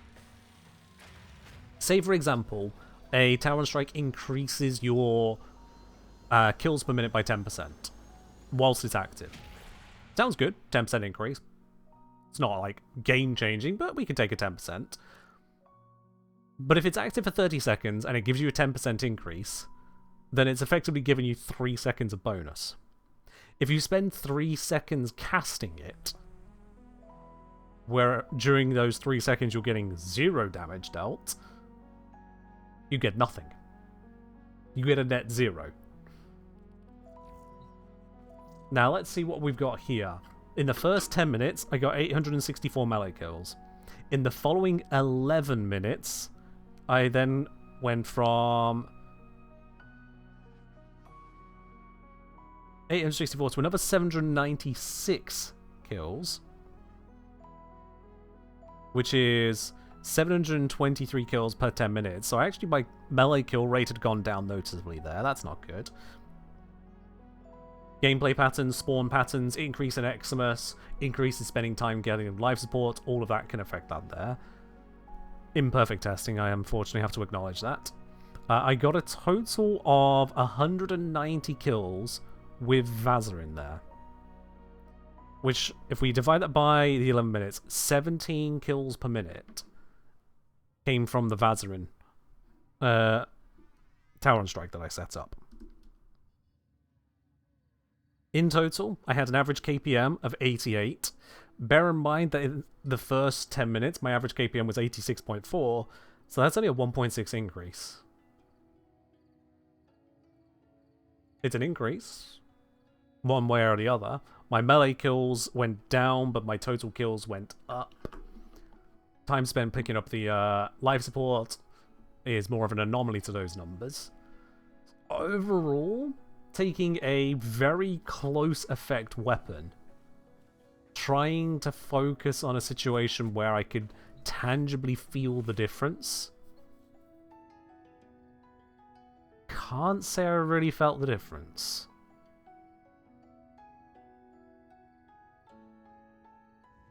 Not enough that it would matter to me to want to keep hard focusing those orbs and casting it and recommending it to anyone even.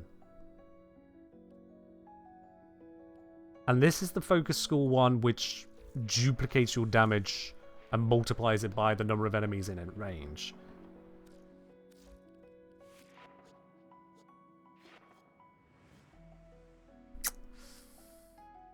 Ooh.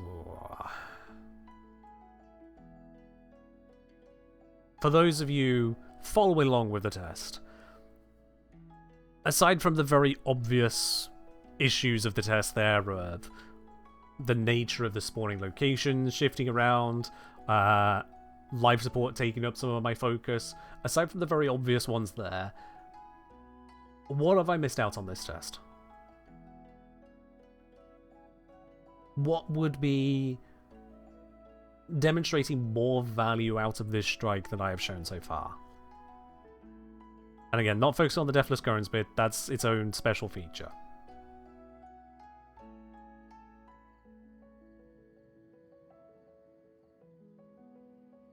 I'm out of every single drink. Oh dear. Because I've tried to focus on a melee, which, yeah, it has an AoE-ish effect, but it's only within melee range, and follow-through's a bastard. The heavy attacks certainly are very targeted.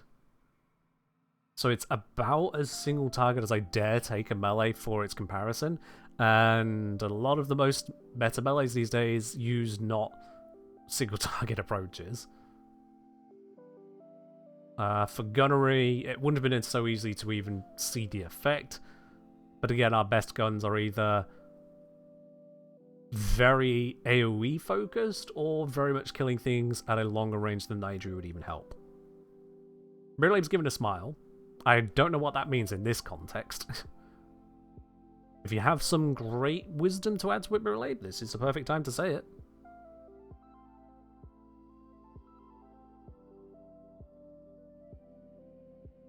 I'm just once again looking at this. We put together a hard focused group and probably increased the kill rate, but only in a hard focused group. Which is possibly what these are balanced around. Possibly. And if that's the case, that's just a little upsetting, to be honest. I would rather a hard focused group reach the point where they can mix and match focus schools, because otherwise they'd have massive overlaps, rather than your unfocused groups just kind of not getting along. Milo saying, normally use the Gorgon. Gorgon's not an AoE weapon, don't use the incarnate form. Okay. So, are you saying you would benefit massively from Nightdrew Tauron Strike as a result, or not? Because that was the whole point of my talking right now.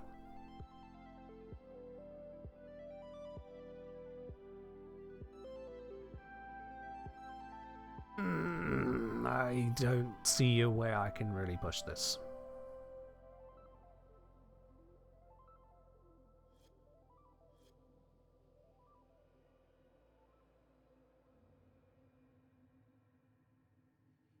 Because that's with every investment into getting the strikes as quickly as I can.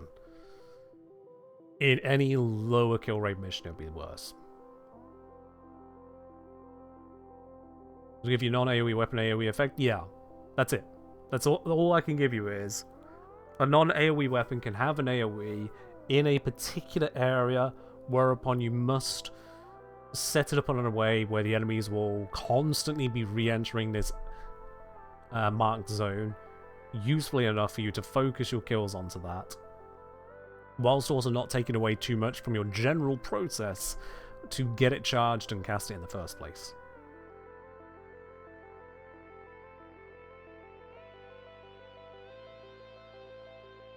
If you have, say, 30% uptime, let's be charitable here. If you have 30% uptime, you're not going to have enemies constantly in that zone throughout the 30%, so if you're reducing your kill rate to let them get in the zone, it's already pointless.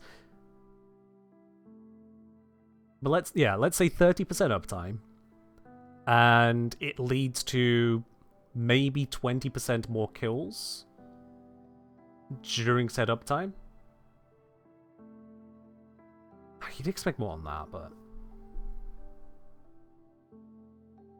if you work with that 30% uptime and 20% extra kills, that is, what's that? A 6% increase? Yeah. And you'd have to make sure you don't then ruin your own process by 6% and undermining it.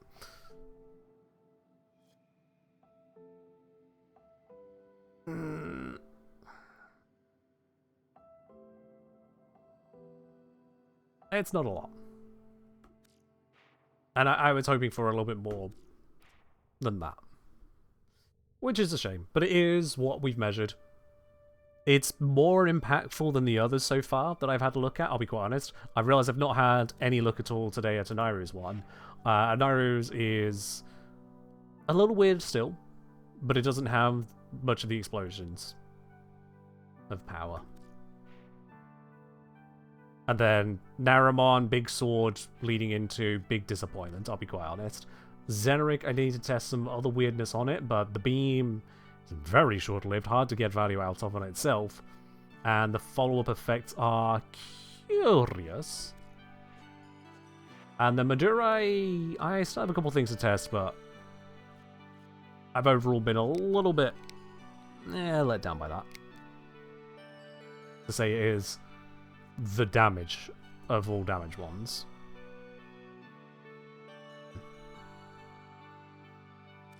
Yeah, Mirai, yeah. Like, if you...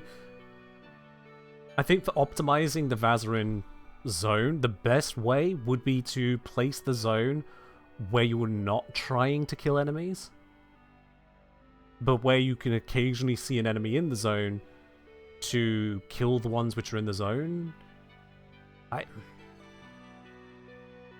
It creates a very warped play pattern to think about. Very warped.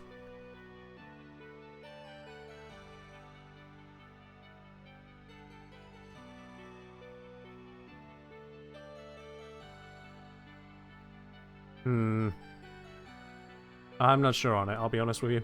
I'm not sure. More refinement necessary. Potentially high skill ceiling to really learn best ways to place it. And then further interacting with the nature of enemy pathing to get maximum value out of it, but at the same time you can already do that just in general. Of learning how to place yourself and abuse enemy pathing to get more value out of that. I don't know. And I don't like not knowing. I don't like being able to give anything less than a resounding proper answer.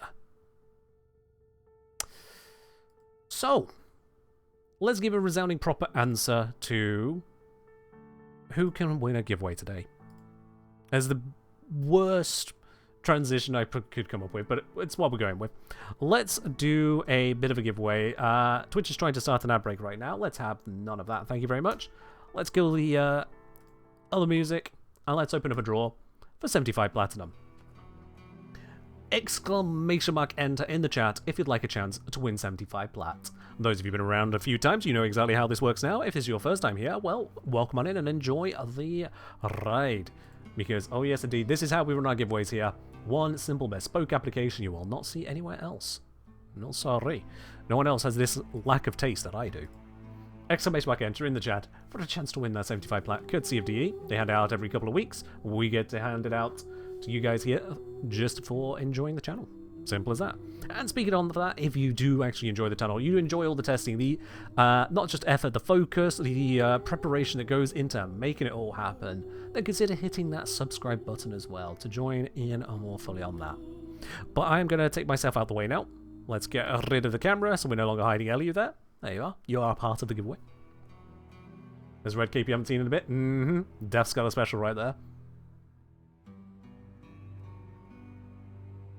Crisp saying this reminds them of when they were playing Destiny a long time ago, when the supers took too long to get to feel useful.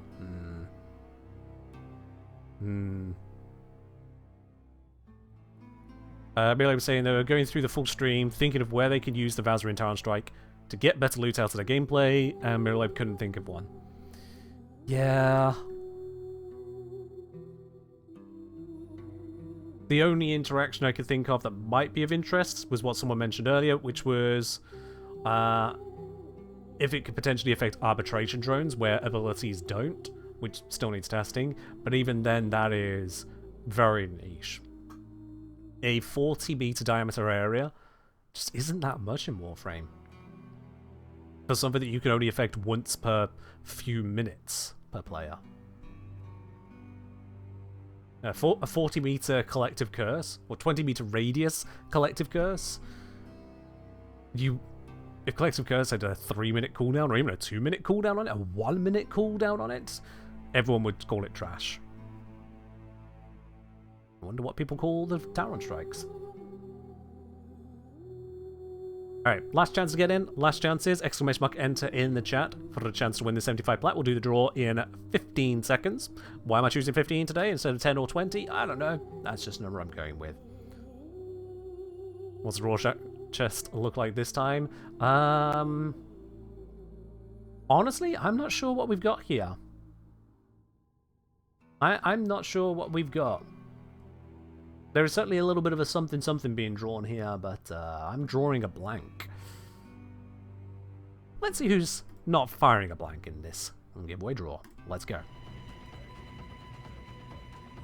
Alright then. Many of you enter, one shall leave. LU, the first to be obliterated. I moved the camera to let you see you in the giveaway, and you're immediately taken out of it by the boss. Well, that's just the way it goes, isn't it? One person's going to be the winner today. That person is Mantis Patty. Mantis moment. The game smiles upon you. Excellent work, Tenno. The extraction point is up ahead. The plat is going to be coming your way this time. Good old Mantis. You can have plenty of fun with that little bit of extra platinum there. Like I say, D will be handing that out within the next couple of weeks. I forget exactly when the next handout is due, but they do it every 2 weeks, so you can look forward to that in short order in your inbox. Absolutely, Mantis. And it looks like we already have your details on record, of course. Mantis is a regular here.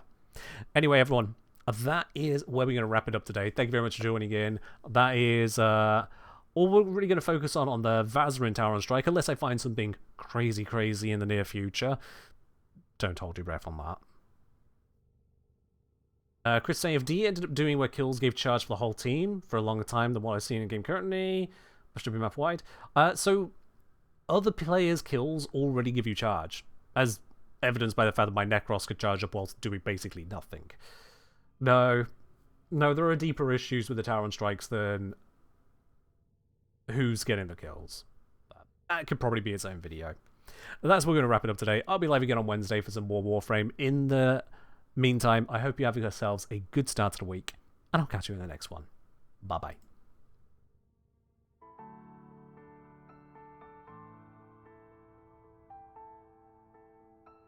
You just got here? Well, nope. Sorry. Try again next time.